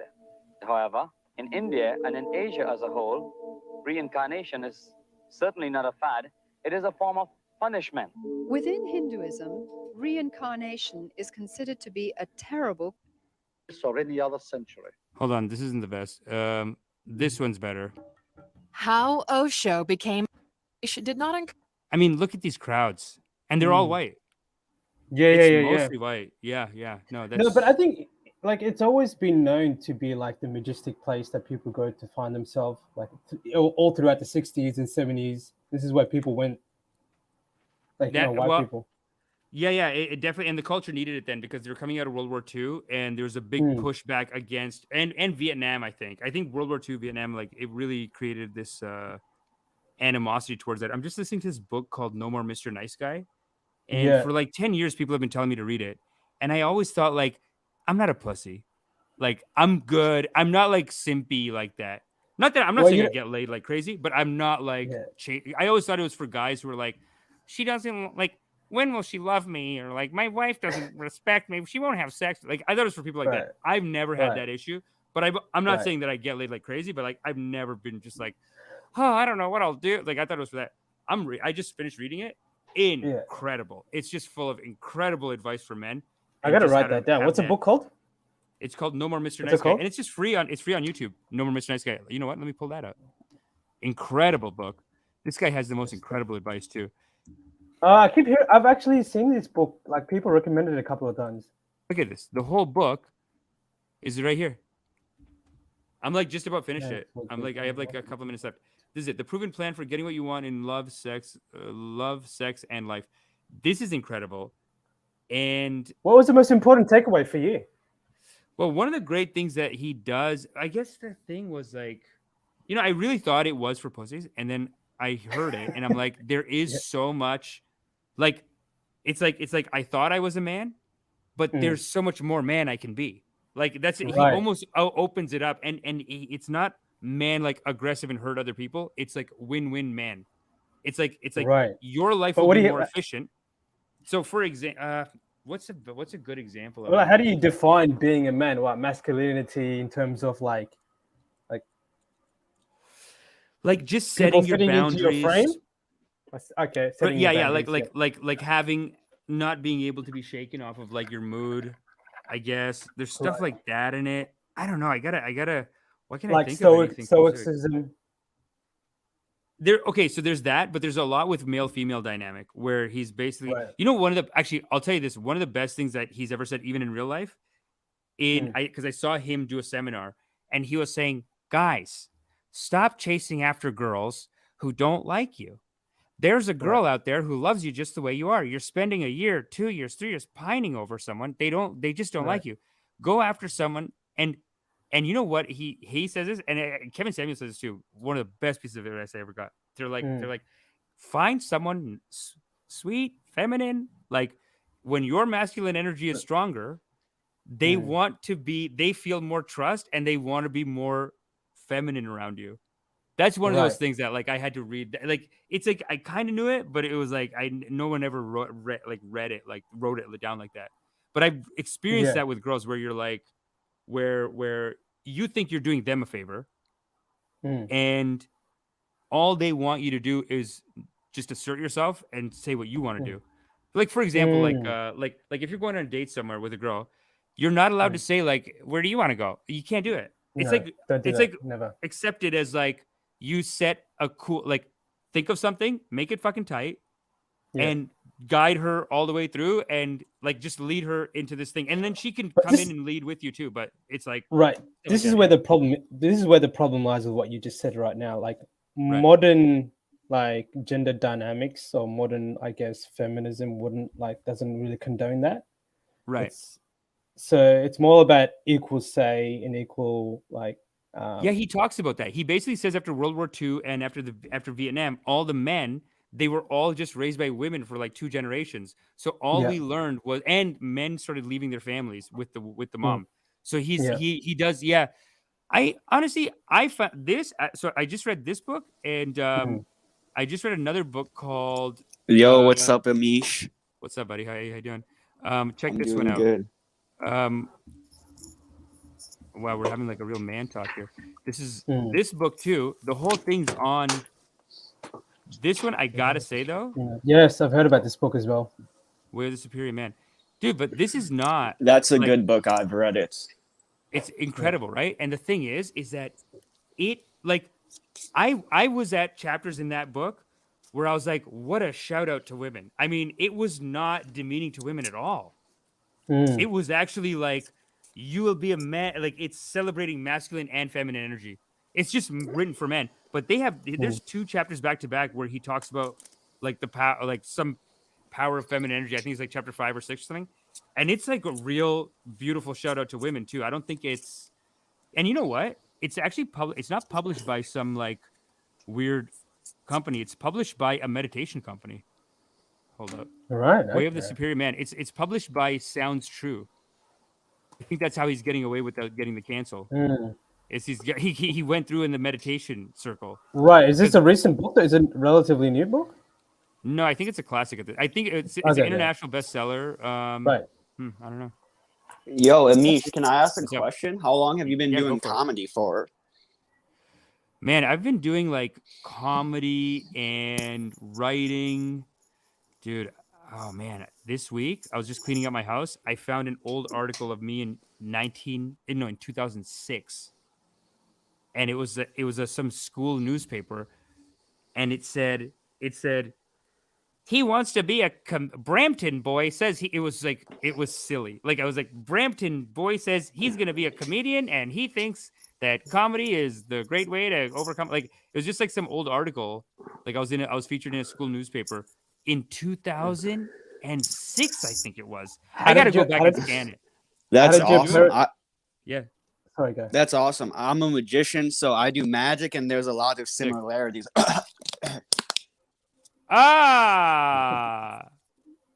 Damn, I'm trying to get this.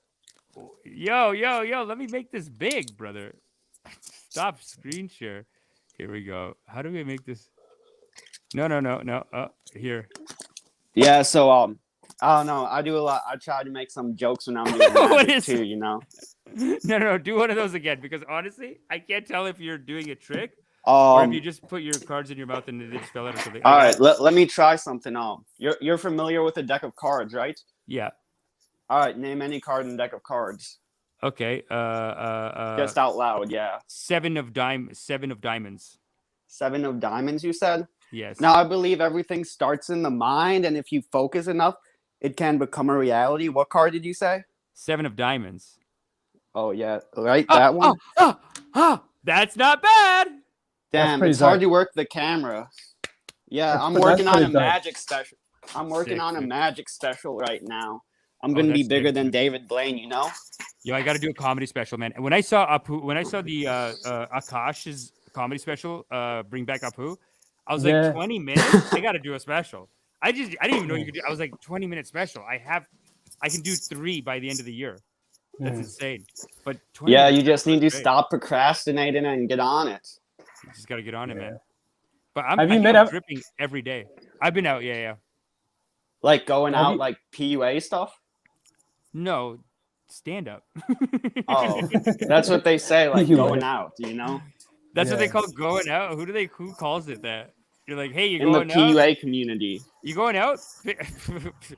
Yeah, going out to I'm going pick to the up grocery women. store. I'm gonna go to get something to eat.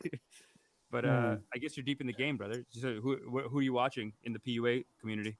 I used to watch like I'm not Tyler and Julian, but right, they got some hitters for men, eh? They got some They honestly, I think they jack a lot of stuff from these books.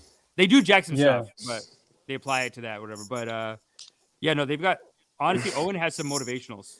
I heard you're gonna become an instructor. You're gonna become a dating coach. Is that true? No, but that's what this is. You can come in and ask dating advice if you have it. But I am not becoming a dating instructor. No, okay, legit. Hey, I wish I got that kind of pussy. I wish I got that. I wish it was fucking that much that I could say I need to teach it. I'm having so much. I need to teach you idiots. It's not happening that much. I mean, I could. It'll happen. I have to go out like 2 weeks in a row. Where do you lie on the spectrum? And then maybe I'll fuck someone. What's up? Where do you lie on the spectrum of like the whole manosphere thing? I just like. Oh, where do I lie on it? Oh, this is actually great. I did want to talk about this today because I actually did a rip on this guy's video. This guy who does MGTOW videos, and then his people are now attacking me. On the channel. No, those MGTOW people are pretty ruthless. They're savages. I mean, honestly, dude, I think the guy was being a bit of a pussy. He doesn't show his face, first of all. I'll show you. A lot of them don't. A lot of them don't show. I think that MGTOWs are kind of like black pill, aren't they? Did you say they're like black people? No, black pill. Black pill. Oh, okay, cool. Black pill. I don't know. Where are you from? Not Amish, but the other guy. Melbourne, Australia. Oh, sick. Yeah. Sorry. We're not in lockdown, but we're good. Abdul, meet Rich Win. Meet Abdul. The whole community. Say hello to both of our guests today. I'm going to show you guys something. This video, this is the guy, Taylor the Fiend. Where do I get the deep comments? Okay. He's MGTOW? He's a big MGTOW guy. Okay. Where is he from? Canada? I don't know, but I got to say, a lot of pickup artists coming out of Canada. I don't know about MGTOW guys. But yeah, you guys were just talking about the way of the superior man. I've read that book, and in it says you shouldn't focus on women. You should focus on your purpose in life. 100%, dude. That's tight. 100%. No, that's why I'm not becoming a dating coach. You know what I mean? Like that's why I want to focus on writing. I have a lot of work to do. I mean, it just seems like a lot of work. You know, all those guys when they put up they'll put up videos and be like, "Come on, man, 6 days a week. You got to go every single girl." It's like, hey, I have work to do. Yeah. One time, this guy came over. He's telling this younger guy. He's not even a pickup artist, but he's telling us that he's having sex with 22 girls a month. And I'm like, you're not doing any work. No. Well, I'll call BS on that. I'll call heavy BS on that. That's not even like feasible. It's not even real. I know. Remember the numbers on these guys are like. No, come on. Numbers. Come on. I don't believe any of that, man. I don't. 22 is like 22. It's like logistically one every day. Logistically, not even possible. Logistically, like, how are we? Where are we meeting them? And like, it's a lot. And like, don't you get bored after a while? You know what I'm saying? Like, it's too much. But let me show you this.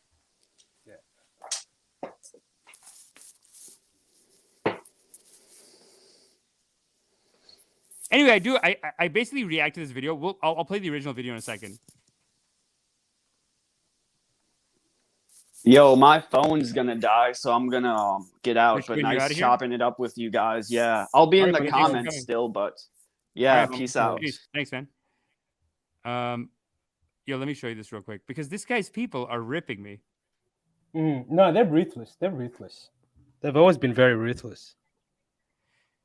I mean, all I'm saying in the video is like, hey, don't be so negative. Like, basically, the whole point of these videos is that he'll show a bunch of girls being just flagrant on TikTok or like just doing a video on TikTok being like, I got an STD and I'm just gonna give it to all the guys, whatever. Like, or like they'll just say something just crazy, and then he'll be like, all right, everyone's a whore. There's no point of it anymore. What's the point, guys?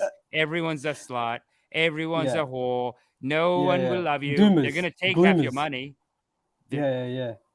Ridiculous. Okay, wait. Yeah. So, okay, Galaxy Brain Jimmy. This guy is dangerous. Basically, what this guy is saying is just follow your emotions. Love this, love that, implying to ignore the risks. This guy lives in a fantasy world. Does this guy even know that papers and signatures are involved? Okay, so the reason why this guy's saying this, right? Because in the video, he basically says like, you can't marry women. They're all whores. They're going to take half your money. Marriage is ruining men, all this stuff, right? So I was just saying in the video, like, hey, man, believe in something. You could fall in love. And these guys, the comments are like, what are you, stupid? Love? Love this, love that. What are you, an idiot? What are you, a millionaire? You think you'd have love?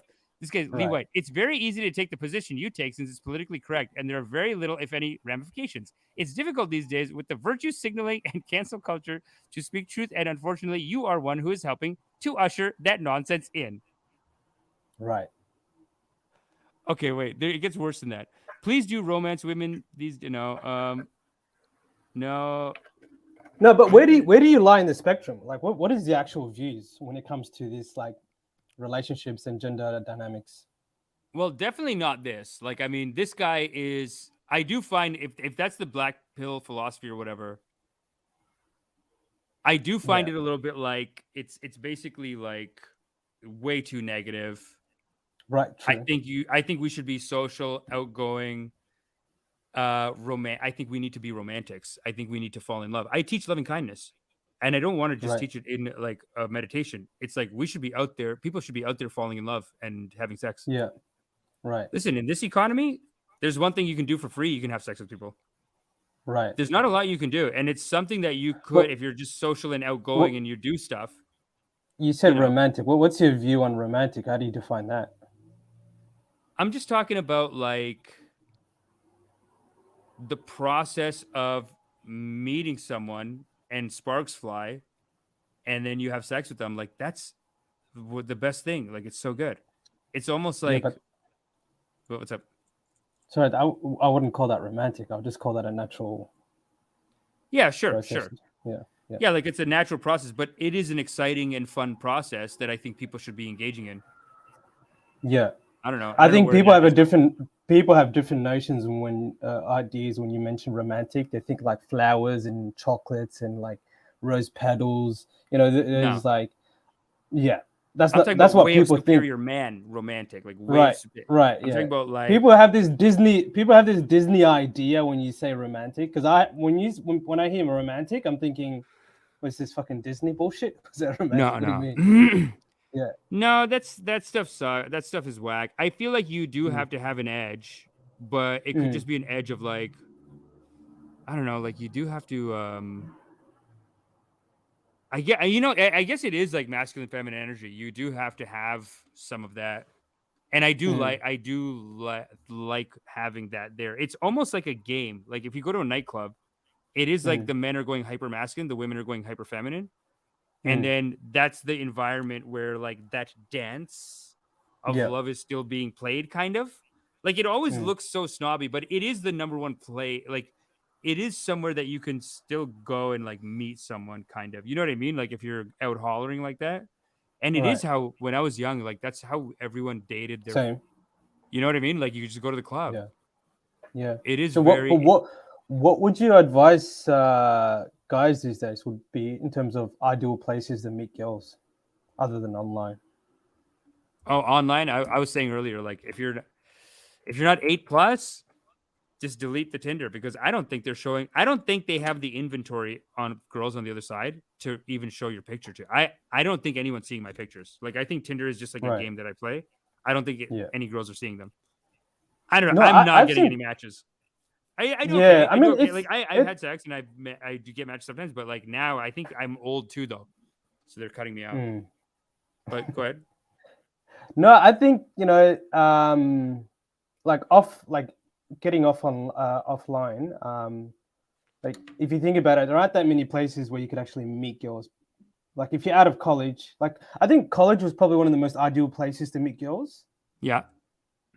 While you were there, but as soon as you leave it, it's almost like you don't really have that many options. Is either work, now everyone's online, or just like your local bar or local library. Like if you think about it, it's like your Karaoke's options sick. becomes karaoke. Have you done karaoke, dude? You do karaoke, and I rip at karaoke. I rip. So karaoke, Yeah. I got some girl's number actually this on Friday. Actually, one guy recognized me from the show, and I got some other girl's number. She's not gonna. Right. She's already. It's like it's such a weird. You know, like sometimes you get someone's number, and then they just go like I called her on Sunday, and she's like, "Sorry, but I don't talk to strangers." Okay, well, I don't know. Okay. But you know what I was saying. Like even I was saying to I think his name was Max, but Jack, well, honestly, did she actually reply? Did she reply that? Oh, 100%, dude. No, but this is the game. This is the dance, bro. No, that's not it's the like game. I have That's to basically go out for 3 weeks. That's whack. And I've never get, heard a girl rejected say like that to me. this. Yeah, but you know what? Who like? I feel like it's They usually pretty just common. ignore you. Nah, it's like I know that's they usually weird. just That's- ignore you, but yeah, I know it's such a weird thing to say, but I don't even get offended. it's a like bit that. corny, I but almost also feel very it's like immature thing to say. so immature, right? Like, why are you giving me Yeah. your number? Like, she gave me her number. Her friend gave me the Instagram, and me and my buddy were there. And I was telling him, he was pissed today too. He was asking me like, okay, where's the other girl's Instagram? And I'm like, so I was like, message her. She told us to message her on Instagram. She was actually very cool. I'm an idiot. Right. I hit on the other girl, this brown girl, and I'm just getting this.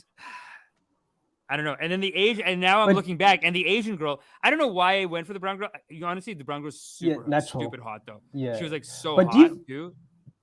Do Like, you she find was it a that brown smoker. girls?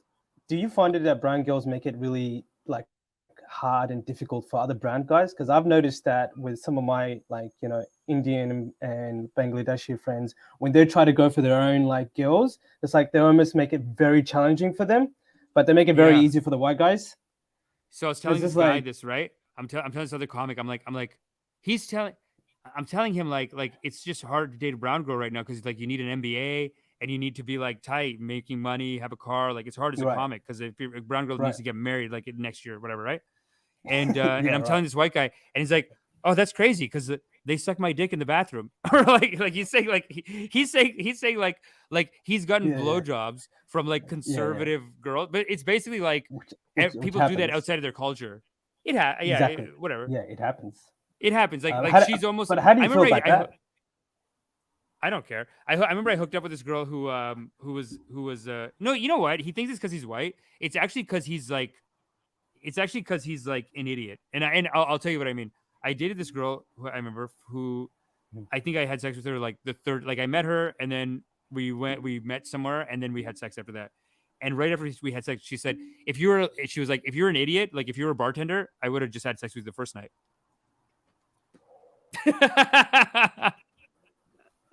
But she's just like, because you're like smart, I want a real relationship. So I want to Fuck. hang out first. Like you hear shit like that, and then you think to yourself, maybe it's just like, but it's like, when you hear these fucking people in the red pill community talk about these type of truths, Yeah. like a lot of the Yeah, but times who you cares? don't Abdul, want does to. that bother you? I don't care. Ma- That she what- made me but it wait. dep- Like it's a depends. little annoying, but I don't think it's like I feel secure enough and I feel like I'm having sex enough. Dude, in No, the but end- I in the end, understand as a it. It's dude, like- you'll be fine. Like I've dated I feel like I've wasted girls' lives. Like I've dated girls and then just broken up with them. And now they're like sometimes some of them are like auntie, dude. Like they can't just go out and fuck like I can't. Like I don't know, they're just out of the game. They're like out of the game. Like they're having a hard time with it. Whereas as a dude, you know what? Okay, you know what life is, even in dating? It's almost like, you know, when you play an RPG game and there's like one guy strong, but then he walks slow, and then the skinny guy can walk fast, but then if someone hits him, he'll just die in a second or whatever. He has no strength. Jay, what's up, man? Thanks for coming, buddy. So what's good, man? I think what's up. So I think in life it's like that. Like as a guy and a girl, there's different advantages, disadvantages. One advantage they have, they can just fuck who they want when they want. No, but their advantages is that their SMV is what you call it, sexual market value, is very high when they're very young. Yeah. And like they can basically have the pick of whatever they want. But our SMV increases as we get older. But it's like there's a different intersection between the two. It is like that old Louis C.K. bit where he says that like he's giving advice to like young guys and dating, and he's like, don't worry, like right now nobody wants to fuck you, but as you get older, like your value will go up and then their value will come down, and then you'll see them. And dude, right now, you know what happens to me actually? Girls put me, I guess I'm putting girls in the friend zone. Like, you know, all this friend zone shit. Yeah. When you're in your 20s, it's like, that's toxic. How could you do that? Whatever. Now they kind of do that to themselves. They're in the friend zone, kind of. You know what I mean? Like they're the one. Yeah. I've seen girls I think I totally agree with that, because as I get older, I'm more strategic about like the type of girls I like having my like as a friend or as a fling, because I think about the repercussions and consequences. Yeah. More because when you're young, you're reckless. It's like, fuck it, I'm gonna sleep with her, whatever. I'm not gonna do that. But as you get older, you're like, oh, I should be more conscious about like maintaining these relationships. Yeah. Like if someone's cool. Definitely. Yeah. But there's a lot of guys who are just reckless. But sorry, speak. No, I was gonna say that's sort of me now. Like I'm in my young stage, but I'm kind of like seeing relationships like seriously. I'm not reckless. Like I see people in my age group in the college scene, and they're just like completely reckless. And girls even just tell me straight up. Like I know a girl who I met in my school who literally tells me she has a list of all the dudes she slept with, and she has a rating next to it.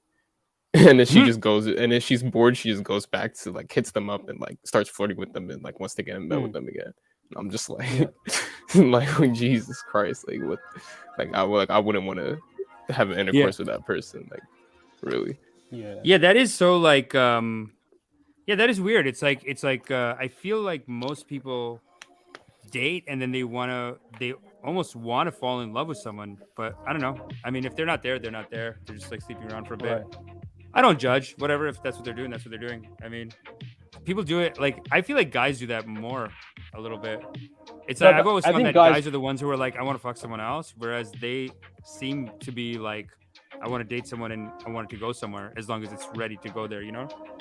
Yeah. But it's weird that we miss each other though, because I've also heard that on a first date, men are thinking about like marriage and women are just thinking about like, do I want to go on a second date? I saw that in like they did like polls on it and stuff, because they're just more I guess emotionally they are.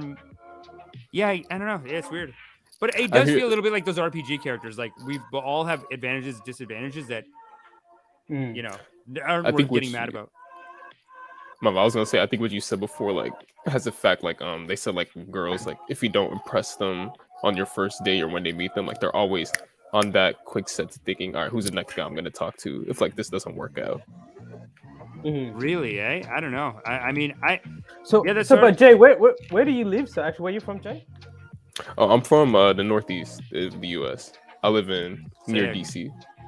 U.S. callers, baby. DC calling into the drip, and you're in Australia, Abdul. Yeah, I'm in Melbourne, Australia. Amazing, it's like fucking dude. And we have another person 5 p.m. for Joel. us. Oh, Joel's back. Yo, I just wanted to see if you could fit 4 motherfuckers in here. Yeah, dude. Look at this thing. This is crazy. This is. Yo, we bragging. What up, boys? Yo, Joel's gonna have some enlightened advice for us about dating. Joel, tell us about what's your dating like. Nah, you're getting these hippies, eh? Don't do that to me, fool. No, you're like, don't get me canceled. Don't get me canceled. Look, you really want me to tell you what I think? Tell me. Yo. Bro, I think all this shit's so stupid, bro. This whole conversation's just stupid. Come on. It's honestly annoying. People need love. People need love. They do. People are very horny. Bro, let me Young finish. men are very horny. Let me finish the sentence. Like, I think it's stupid from the perspective of like, bro, it's just not. the primary. It's not the primary thing, when you're trying to create attraction between people. Like, it's just such a bad lens, bro. Like, using the sexual lens, using a physical and sexual lens to create attraction is just like not sustainable, bro. Simply. Yeah. And I also just think, like, if someone's like making like a list, guy or girl, if someone's just making a list and treating it, Yeah, that shit was almost wild. like I had to it's hop on after too you said that shit. I was like, what the fuck? Yeah, that's so fucked. Like, Why would you do that? That's like sounds like some psycho shit that like a pickup artist like that does sound like, because I feel like pickup artists do, like, they have an Excel sheet. I think That girl's probably a succubus, bro. So mean. Yeah. I'm kidding. But hey, Kidding. hey, all power to her. I mean, it's a free country. If she wants to do Yeah, it, yeah, do it. absolutely. It's just She's I allowed just to feel sleep with whoever like she wants. she can sleep with whoever she wants to. I just feel like when you're starting to make notes and be so technical about it, it's like so nerdy. It's like then you're like. It's like when you watch it, it's like is she watching like Netflix shows and be like, I felt joyful, but I didn't feel it was quite there. It's like, is she bit autistic. It's a bit autistic. It is. Yeah, it is it is weird. Like, you're like measuring, like, you don't have to make dollars and cents. But like, I would say a lot of the fucking the pickup artist community are a bit autistic with their fucking number counts, going out, speaking to girls, their conversion rates. Like, if you listen to some of their conversations, it's very much fucking metric driven. They literally don't even enjoy it. They've made it so They made it so mechanical. So there's one guy, I think Sarush. No, I forgot his name. Maybe Sarush or something like that. But he got canceled from Montreal. I think he quit now. Some of these pickup artists actually go suicidal. They're actually so materialistic and so into it. They go suicidal. But this guy, he has a book. He's written like 6 books about all his exploits. But part of his training is that you shouldn't even enjoy the penis going in. You are here to perform a function. Like, so like you even read down to like when he's having sex. Nice. He doesn't enjoy the sex. He's Yo, not that's even sexy doing it. right there. Nobody's That's so enjoying sexy. this. Yeah, it's That's wild. the sexiest thing I've heard today.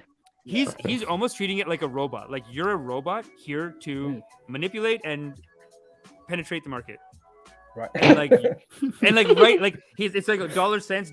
Like, are you waking up every day? Are you training? Are you practicing or pick up every like 6 pickups a day? So everything becomes a number, and then it comes down to for the sex. It's like insert, take out, insert, take out, insert, take out. It's like this is how he's having sex. He's not even enjoying it at all. Like, he's like, I did 14 thrusts and made 2 orgasms, and like, it's all like what the fuck?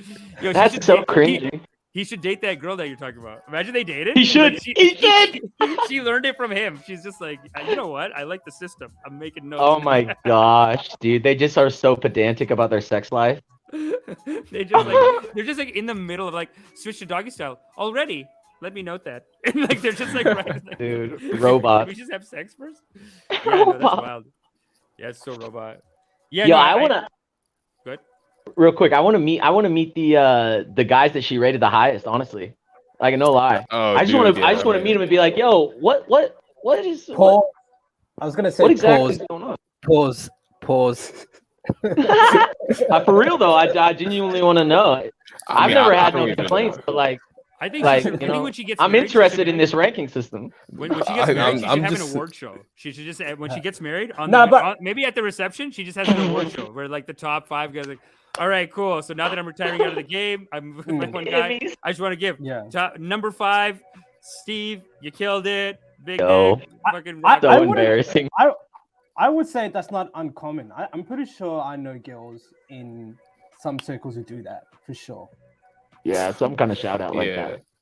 Yeah, I mean, listen, guy or girl though, it's just like you don't have to worry about them. They're suffering. I assume that must be suffering, but I don't want to make a judgment.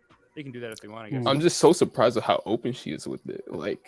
Like it seems like a normal thing to her, like just to share with. I mean, I'm friends with her. Like I went to school with her, like high school prior to her. But just even me, like I wouldn't, like if I made a list like that, I would never share that with anyone. Like why would? No, but like, why would you? No, but real talk.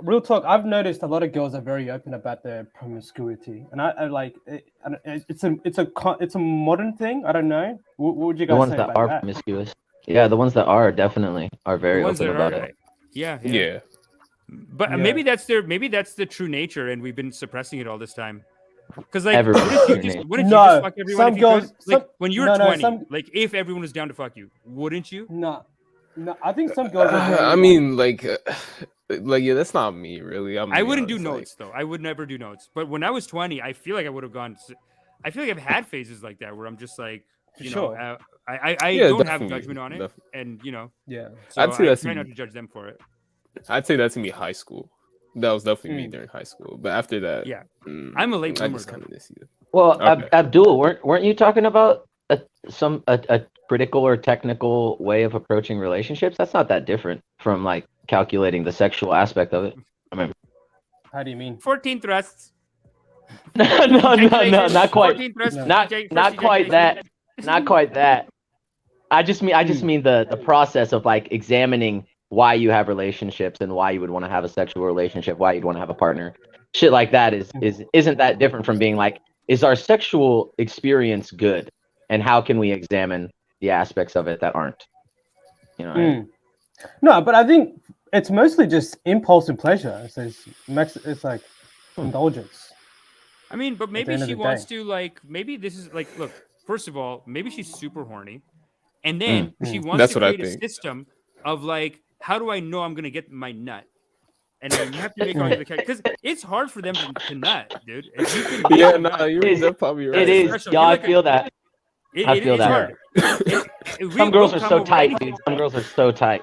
But I think girls are more of an emotional like orgasm rather than physical. I think very few like orgasm like physically. They have to have some sort of an emotional attachment. A lot of intimacy that's got to be done. Yeah. But there are some girls who can not easily. Yeah, some girls are just they're pros. Some girls are pros. Some girls. Listen, it's like those when you gotta hire like a specialized contractor for some part. You know what I mean? Like each one has their own parts, and you gotta be their contractor. You gotta be their person who knows how to figure it out. Sometimes they'll tell you too. They'll be like, nope. Nope. Three turns that way, one turn this way. They'll get it done. They gotta be technical. They have to. Some of them have to be so technical. They're like two thrusts, two fingers. Do this, turn around. Okay. They know, dude. Yeah. And they have a question. System you gotta follow. Yeah. Yo, question, man. I have to ask all of you something. What community do you find the most annoying in the manosphere? In the manosphere, I don't know. What's the communities in the manosphere? Like, give me some options. Like you mean males, like beta males. I'll show you turn this. The music down a tiny bit. Like sure. Like I'm talking about like what would you call them? The black pill, MGTOWs. Yeah, bro. I could tell you, bro. I can tell you right now. I know which ones I don't like. I'll tell you, MGTOW is my most annoying, and I showed you the video. Like they're so mad that I even talked about them. But I do find them, but they are crybabies. They're very like like third wave feminists. Guys. They're male third wave feminists. It's crazy. That's a wild position. Yeah. It's like it is like they are like feminists, I guess, eh? Not the same philosophy. Just the opposite. Yeah, just the opposite. Not that. Yeah, they have pretty extreme. Even they like think women are the problem, bro. They think women are the problem. They're so silly. They want to blame everything on them. It's crazy, and they get to the point with MGTOW. They'll get to the point where they're like everyone's a whore, and Western society is gonna fall now because everyone's a whore. Because all the whores, dude. Tabulations. They Sodom and Gomorrah this bitch. Is dead. They think it's Sodom and Gomorrah, bro. They're like, this is Sodom and Gomorrah. God's gonna punish us. Crazy.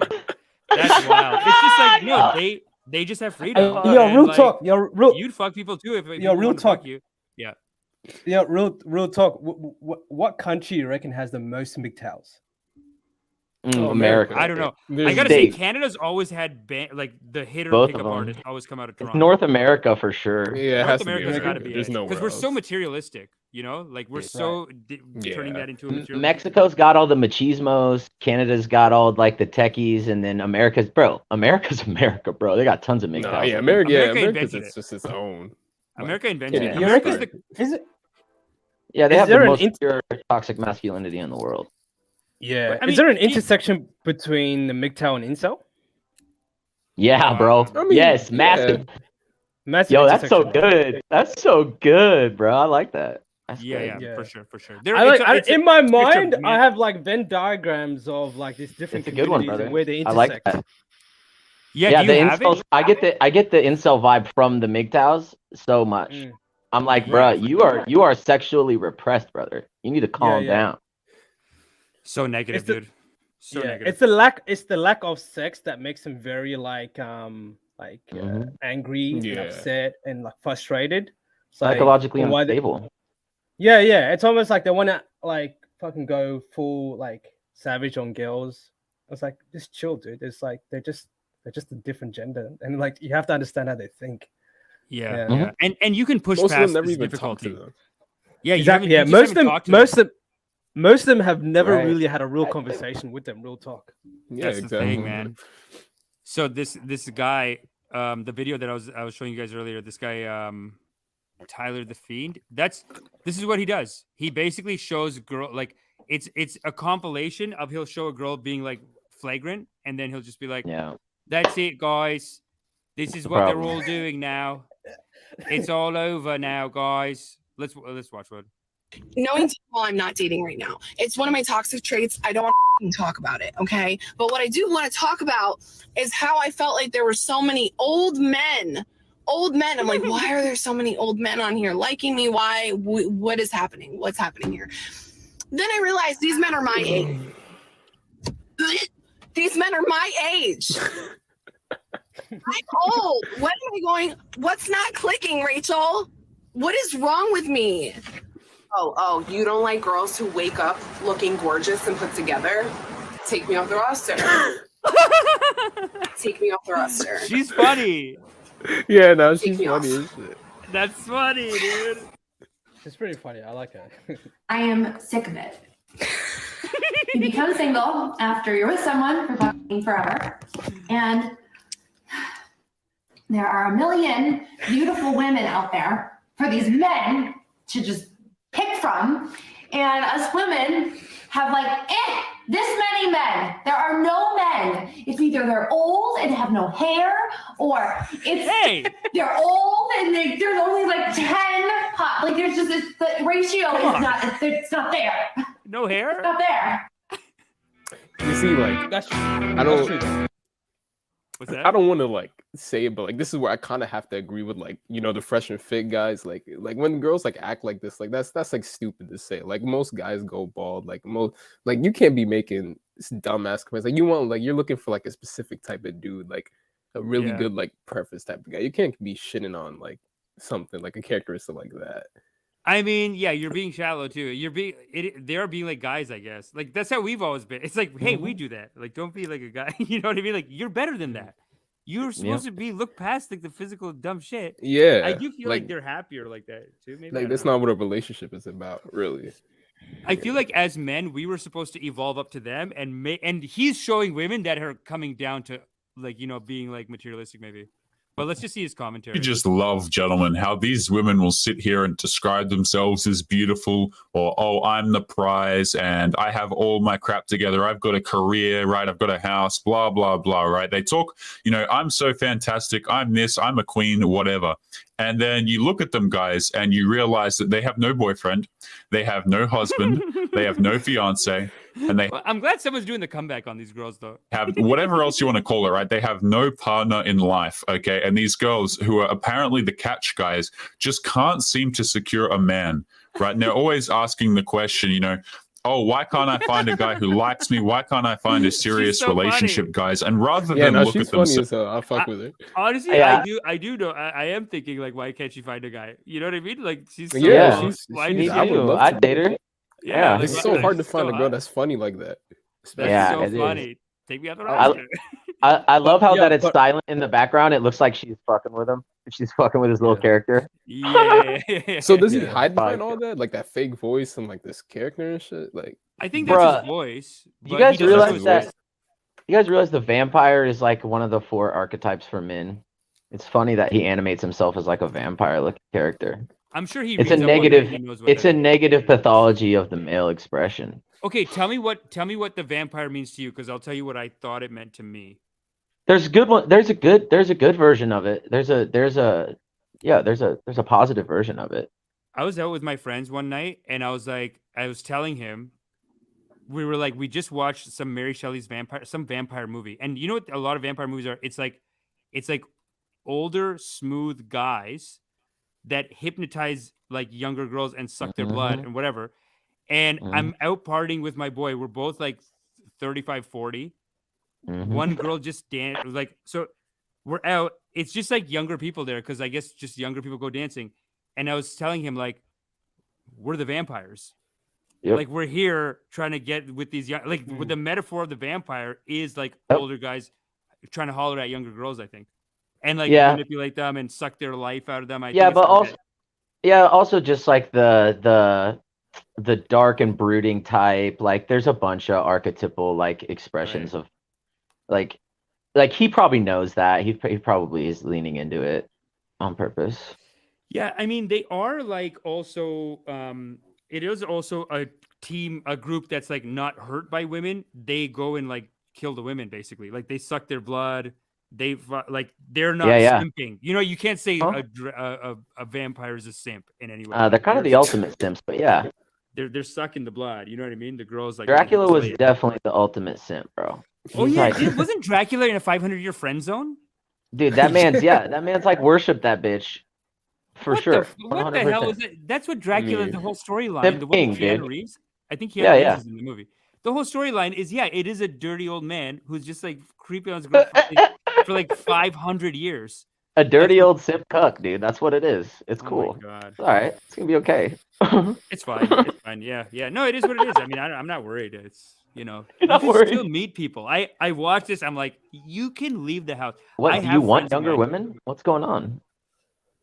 No, I'm not even saying some younger. guys do. I'm just saying like you can meet a woman. I'm not even saying most guys. Hey, real talk, Jay. Most guys do, man. What do you, that's not some guys. Most guys want younger. Yeah, like I mean, no, you know what's I am crazy? definitely like I definitely do want to date hot girls. I do have an issue with that. Like I wish I didn't actually. I have friends of mine who are like, just lower your stand. We're out and they're like, just have sex with someone. Man, it's fine. Homely girls are the coolest bitches in the whole world.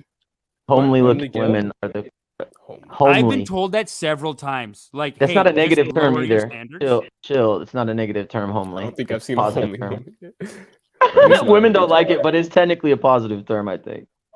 Is that just another word for saying traditional? Ugly? Yeah. It's like Oh yeah, definitely. Yeah. Haven't you guys ever done mushrooms and you can't like the mushrooms basically try to teach you that like looks are stupid. Like why do you care about someone's meaningless? Looks? They're meaningless. You should be you only suffer for what I was getting at earlier. Yeah. Like you suffer for it. It's like okay, you want to have this high standard. Okay, well you're not gonna fuck anyone for you know, it's gonna be extra hard then. But I don't know. You're given what you asked for in some ways. Yeah.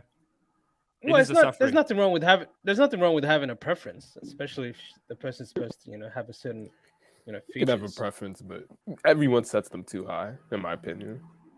Yeah, I think I've heard that a lot about in the West. Like we are very much. It is a big part of how like nobody's dating. Like not nobody, but like it is. Like the dating culture is having that problem right now, where everyone's like, "No, I'll just meet another person." You know, like people are staying in relationships. Yeah. Always like upgrading to the next best thing. Always thinking, and they think their next best thing, like what they get next, is going to be the next best thing, but it there's also probably worse. Yeah, it's gonna be the same. It's actually gonna be a reflection of who you are and what you deserve. I think from what I've heard. There's also this like really insidious nature of like not just the physical, but like the career, like your career, how smart you are, how talented you are, all those things factor in way too heavily into why someone would be attracted to you in the States, at least. Yeah. You think so? So are you saying one thing that I find weird is one thing that I haven't found in my life is how someone treats a beggar is actually much more a better indicator than how someone looks or how they play or how they write. Sorry to interrupt you though. No, you're right. We shouldn't be so obsessed with looks. It's so stupid. It is so stupid, and I think that's mostly because of social media, really. No, but honestly, I think we have visual. Like, I'm just like I'm a prince. We are visual creatures, and once you date someone hot, then it's almost like what? How's it gonna look if I go around with? You know what I mean? I can't. I've had a hard time with it, and I've only suffered from it because you date someone hot, and then after that, if you downgrade, people are like, okay, no, you're doing okay. It's like that. It hurts your feelings. Just a hitter sometimes. Yeah. Fuck. It's so sad. But what was I gonna say? But sorry, someone of you guys wanted to say something. No, I was gonna say we are visual creatures, though. I think it's pretty like Yeah. normal and natural for guys to go for like girls they find to be, attractive. So that's always our first instinct, like what we look Yeah, for. that is number first. one. Yeah, like So you know what they teach in these like loving kindness practices, right? This is so philosophical, but like they basically teach that basically I'm love and you're love, and everything's actually love, and any judgment you have on someone being like less than is actually an illusion. It's partly an illusion in them because they're having a mistake of like doing a bad behavior or whatever. But then there's also illusions in you, and when you free yourself from those illusions, you are just so happy. Because if you think about it, then you can really lower your standards because everything is like you love life, you love everything that comes up because there is something in them to love, but we're just being like, yeah, it is so dumb. Actually, I really wish I could stop. I gotta stop. Isn't that Tony Robertson film where he sees people for what they are? Tony Jack Black was in it. Yeah, but then yeah. Shallow Hal. Shallow Hal. Yeah, Yeah, it was like Shallow Hal. Yeah, that's the one. Amish, my fault. Banger. Tony Robbins is only in one scene where he fucks him really hard. It's good. Good scene. Hey, Amish, my fault. I was reading the chat. Were you looking for the link for about like Ukraine and Russia? Oh, like, the Ukraine explosion. Yeah. Yeah, I have that. It was from the New York Post. Let me find that for you real quick. Oh my God, World War III is starting. Oh my So God, sad, bro. And Ed Leginsky. World War III is not starting, Amish. Yeah, I wonder. No, it's not starting, but I hope it doesn't turn into like that Iraq. Like, you remember when Iraq started? Were you around for that? Feelings are definitely going to get high. Oh yeah, bro. Oh yeah. And then I heard people talk about when Iraq started. I heard people talk about that it was like that when Vietnam we got started. propagandized so hard to get into Iraq, bro. Oof, that was rough. That was But really Joel, rough. you're American, right, Joel? Yeah. And Jay, you're also American. Do you think that why do you think Putin's doing this right now? Do you think America and NATO are being aggressive around there, or do you think it's like he's the psycho? Like, I think he this is a psycho. Yeah, no, he is, but I think this is our fault for real. This is because this is hold on, let me did you get the link? I posted it in the chat. Oh, private chat's sick, dude. Thank you. Oh wait, no. Did you put it in the comments? No, I put it in the private chat in here. Private chat. Like okay, I got it. Sick. Thank you. But if you think about it, if the roles were reversed, like if Russia was having troops next to like America's border, it's my fault. Well, to communicate, I was gonna say like it's basically like the Cuban Missile Crisis, but we're doing it to Russia because we're trying to have Ukraine and NATO, and that's basically giving us access to be in Ukraine and be behind Russia, and they don't want that. And we made an agreement with them during after when the Soviet Union collapsed that we wouldn't allow Ukraine to get into NATO, and we're basically like we're going against that. So I mean, like we do want to help Ukraine, but it is our fault for doing that. And I admit, like we shouldn't. If it's gonna escalate to this point, we should just get out or stop trying not to do that. Do you guys think after World War II, after Russia was an ally of the Americans, really took in so much of the heat of Nazi Germany, do you think it was unfair that America just started fighting with them, or do you think they were really trying to expand communism? Because sometimes it feels like Cold War propaganda or like Red Scare propaganda because the Americans want to go to... if you watch Patton, at the end of Patton, he does this, the movie. The whole movie, he's fighting. He's an incredible general. The fighting's over. It's time to go home. And he says, no, we got to get the Ruskies. We got to keep going. We got to... so it's almost like a machine's built and they just want to keep fighting? Or do you guys think they were going to do it? Jay, go ahead. Oh, my fault. I was going to say real quick, if you scroll down, it has the picture of... there was like a little explosion near a gas station, and yeah, right there. And then there's also some lady on love Twitter. To Ukraine. Ed Leginsky made this graphic, man, and we were doing a episode a couple weeks ago, and we mentioned this, and Ed was like, "Stop talking about this. It's depressing." I wonder if he was just being salty though, because he is generally salty, but I hope it's not like bad like that, man, because he's over there. Yeah, I was gonna ask, Anyway, is he in Ukraine right now? Like, does he live there? So. Yeah, he lives oh in Ukraine. Man, so he lives in the Ukraine. Ed Leginsky, he's the one who made this graphic behind me. This graphic behind me is my digital ashram, by the way. Spiritually, it's where I do. It's actually located on an electron cloud in your heart. And he made this. He designed this whole thing. The source energy coming in. There's a lake. I'm butchering it right now. I just got to my studio in Toronto, so. But incredible work, and he's in the Ukraine. Yeah, he does all the work for CoffeeZilla too. Yeah, Oh, wow. man, I hope Holy he's shit! doing Is that a bomb going through the sky? Yeah, What so is I don't. this? Yeah, you can hear it. It's gonna like go off in a little bit, but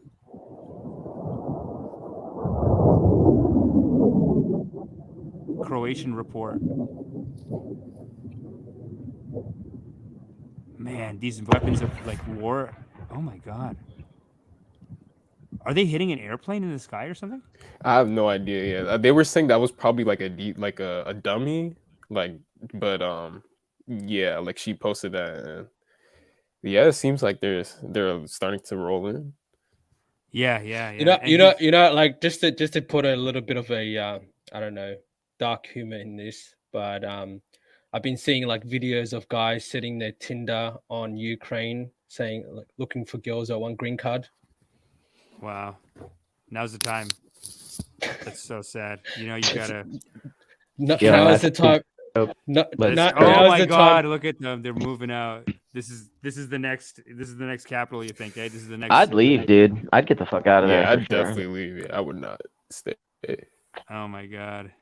Yeah, Dude, this is country and land are so loose, bro. That's such a loose theme. Like, yo, what the fuck? Not dense, eh? Not spiritual. Dense. Yeah, that shit ain't dense at all, fam. That's the mask if I've ever seen it. Honestly, man, when I see suffering, when I see any suffering, I say just leave. My dad's been like that too. He sees suffering, he goes, "What? Fight? Just leave. Yeah. Go to You Canada. see? Go somewhere and just start over again." Some people, it's hard to leave, I guess. Yeah, it's not always that world, easy. son, to Not get always me that to easy. fight. Not always that easy. Yeah, yeah. Is Man. it not? Oh man, I wholeheartedly do not agree. No one's ever tried it. No one has ever tried it. Some people make it out, but you know what it is? It's so emotional, man. Like my parents left India. Their family, most of the family that they left in India is poor, and like they're still terrified to come. They're terrified to go to the city. Yeah, definitely. Like I got bro. family in India. They're in the village. They won't go to the city. They're like, oh, what are you, crazy? Dude, even Canada. There's girls that come from like small town Canada, and they're like, well, it took me 6 months to take the subway. I get scared. Really? Yeah, some girls won't drive on the. I know some guys and girls won't drive on the highway. They're like, Oh, that's my small-town mom. people. Canadian, Yeah. though, born and raised here. Where? Who's Yeah, your mom? that's insane. Oh yeah, no, I was saying my mom won't drive on the highway. Like she's scared of that. Like Yeah. No, this is terrifying though. I would try to get This is the so hell out of there, sad. but no, It's such a Joel, sad thing. there's some situations where they don't let you leave. Like they don't Yeah. let you. Like North Yeah. Korea, they gotta smuggle North Koreans out. These Christian pastors, there's so many documentaries about it. These Christian sad. pastors will set like it's like a James Bond mission. You gotta go in and you gotta they have these set points, and it never is clean. They have to you can drive up to a point, and then then you got to crawl under the dirt for 6 hours, and then you got to go through this, and then someone might shoot at you here, and then you can get out of North Korea. Mexico, I've heard, is like that at some borders, at some spots too. There's a lot of people who leave India, I have family who won't leave India, but then we know some people from India that went to Mexico in like a ship, ran across, and now they own businesses in America. They own Damn. like big businesses, and Legit. they won't leave America because they're like, if I leave, then they know, and I can't come back. So now they're sort of trapped in America. Yeah. Oh, that sucks. Yo, that's like a Netflix fucking video, man. Yeah, that'd be lit. That'd be dope. That'd be so cool. That'd be a great Yeah, comedy, man. man. Because right now in India, like you can't. That would be a great Indian American Pie. Because in India right now, they actually have been killing girls like for the last generations. They've been killing young girls in India and China. Jimmy Carter, I think I heard him say that more girls have been killed within feticide in India and China in the last like 4 generations than World War I and II, than the people that died in World War I and II combined, something like that. Yo, anyway, I don't know if that's exactly wild. a lot of people. So there's like a terrible. 20-30% disparity, and the men are pissed. Like you Wait, think how are they MGTOW? down? No, it was like so- abortion. Abortion, basically. Abortion. Yeah. Dude, right. India is MGTOW on steroids. Even my mom, when my mom was born, they were gonna throw her aunt was like, throw her in the river, because what are you gonna do with a girl? Oh You're gonna my have to pay God. dowry. Wow. Everyone wants boys, so they kill the girls. Yo, but real talk, what's the ratio in India, male to female? Let's It's not check as it bad out. as China, though. Oh, It's not China's as bad as China. disgusting. Similar. China's really bad. Ugh. It can't be similar. I think China's China's known 70 to have, like, 30, right? Yeah, I 70 believe to it's 30, like yeah. Yeah. Wait a minute. It's That's India's alright. not even that bad. Okay, hold on. Yeah, Do you see India's this? not that Yeah, you bad. can see this. That's actually It's not not bad. that. It's really bad in China. Wait, 18 That Yeah, can't that be one right. child policy for messed up. 100 females. What? Yeah, China's only 105 males for 100 females. Really? Yeah, no, they're projecting that like the kid population right now is like really messed up. When they grow up and the new generation comes in, that's where it's gonna be really. No, but you know just- what would be so funny is like that's all it takes to make the men go crazy. They're just like 108 male to female. It's like you got to have like a little more female, or else the guys are just getting too. It gets too incel. They're gonna have But to they're start getting- being gay over there. Yeah. China Yeah, can't well, stop actually, that. like I don't trust the data. I don't trust. The I data can't. No, that's this coming. data can't be right. This data cannot be China right. can't- How can this be right? China can't stop some man on man love, boy. Yeah, they've been trying to do that though. Like they've not been. Yeah, they've they been don't trying like- to yeah. promote that. Yeah. They don't fuck with homosexuality apparently. Yeah. In China, And really? trans. Eh? Yeah, no, they don't. They don't support trans and Traditionalists, I homosexuality. guess. Yeah. No, Yeah. they are extremely conservative. The Hun. It's basically run by Huns, I think. They're saying like And- Yeah. they're doing the opposite of what they're doing. Like they're trying to make their men more masculine and like trying to build up like the man culture in China. And like we're not doing that. And that's what conservatives are complaining about here. Like we're not doing that here in America. Like we're making guys more feminine and stuff. And like yeah, like yeah. with all this gender shock. There is a lot of gender shock here, I guess. There is a lot of worry. But in India, no, in India, actually, they not only do they not mind non-gender binary, but it's not official. Like, people are pretty sexist, actually. Loose. But Oh, yeah, according to definitely. official rules, trans people is okay and have been around in India forever. Non-gender binary, gay. Dude, they actually think God's non-gender binary. Oh yeah, I heard about God that. just Like I switches. actually is Yeah, it called yeah. oh man, it starts with like like Hirja or something like that. I don't know how to say. I'm botching it. Hijra, right? Yeah. Yeah. Yeah. I Yeah, was actually they're shocked like when a I found whole- out about that. Yeah, gay community in India. Yeah, for sure. It's I found it interesting that in Iran, they'll Yeah. kill someone for being gay, but if you go trans, Yeah, then they you're allow fine. that. Yeah. Actually, Oh, that's wow, I've really? Yeah. They No, I didn't do know that. like state sanctioned transgender surgeries for gay people. Very Like the progressive. state would very progressive. Very like progressive. the government. The government will Dude, pay for you to be a past gay. transgender. They're like gay. We don't care about that. They skip trans. It's like they skipped the level and they're like, no, we're gonna go super progressive and They're so black belt. Yeah, they killed it. Wow, Iran. Wow. Iran, brother. Iran, baby. Iran. Let's Yeah. go. That's, But yo, I blame that I'm on not- the Americans like- too, though, because the Americans put the Ayatollah in charge there, like the religious Yeah. government. Come on, sheesh. they did. Dude. They did. Global atmosphere is Overthrew- a lot of America's problem. Yeah, Overthrew no, the definitely. Yeah. yeah, dude. I mean, even with the Saudis, man, I can't believe that they put these kings in charge. It's just a guy, the House of Saud. They're Yeah. thugs. They're rich Bro. as hell. They Bro, have so they've been much king, money. bro. They've been king building for almost 100 years, bro. That's a lot of Yeah. time. That's a fucking Really, eh? lot of. Yeah, but Bro, real fuck talk. that. I mean, but the House of Saud would literally collapse if America like stopped supporting them. Like Iran would take over easy, or any country would take over easy because it's like their military is almost like it's non-existent. It's not really functioning. It's almost entirely supported by America. Yeah. Yeah, we're responsible Yeah, but for a lot of We're countries. strong though. We're hella strong. Yeah. Okay, but you know, Most you're saying the experienced Saudis. fighting force in the world. Yeah. So But you're saying like the Saudis have been trying to be kings for like 100 years. I actually saw this documentary. I No. can't find it right now. I was talking about the states king building all over the world for Oh, 100 the years. U.S. Oh, okay, cool. Because I saw this great documentary. Actually, they were showing after World War II that they had people from. I guess maybe it's the Ottoman, but they had people from Iran. They were like middle class, educated people running, but they were becoming like middle class atheists though, because they were so rich. But they were running the Saudi area, and then the Americans and the British went in, and they found just like hicks on the outskirts, armed them, and said, "Just go take it." And Yeah. that's basically out of that fight. Then they picked the Saudis, something like that. I saw that in a documentary. That's wild. That's but so they cool. have been doing stuff like that. That social engineering, like in Uganda, this is the most saddest. Oh, it's most sad racist in thing. Africa. Yeah, so many. yeah, I've been So to many Uganda. I've places. traveled there. It's so the thing they did in Uganda though, the social it's such social engineering. They made the poorest people, like the military and the politicians, and then they put the Indian people on top of them. So Indian people Hmm. were running Uganda until like 1975 or something. Like Idi Amin Yeah, kicked no, out. I disagree with that. I think the Indians were mostly like the business class, the economic class. Yeah, It's like but they were weren't brought really in by the involved. British. Yes, as civil servants. Right. Okay, as civil and- servant. Yeah, so civil servants yeah, in yeah. business. Yeah. So like I would say when I went to Uganda, it is very evident and clear that the economy is very much controlled by a small Indian population or class, but they've been there for many generations, and they basically have all the major industries. Yeah, But it's yeah, they were it's kicked out in social the engineering. 70s. Yeah, It's social. yeah, Yeah. I mean, They were kicked out by Idi Amin in the 70s, and then like Yeah. 8 years later they were called back actually, because Yeah. then they were like, yeah, that's racist too. But also you guys have like you can't kick people. I guess you can't, like if they're running the country and you kick them out, then it's like so I guess some stuff fell apart. So they were like, just come back or whatever.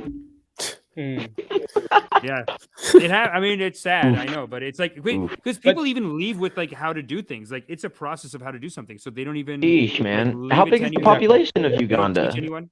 What's that? 45 How big million. is the 45 million? million. Damn, huh? Yeah. Huh. Yeah. Ah, man, that's so sad. I know that's so Yeah, it sad. really is sad. That's so sad. But they're back. I think they're back now and like kind of more integrated in the society. I hope. But listen, this has been a Good. great trip. I gotta call it. I Yeah. always do this. I always Yeah, say bro. late, but it's been great. I Hey, got to do a it's comedy so show good. tomorrow. But thanks for chatting, Knobs. guys. Late Oh, yeah, night, definitely. Yeah, thank you. Knobs for you, my boys. Yes, Blessings, yes. blessings. Habibis. Sick. Let me thank you.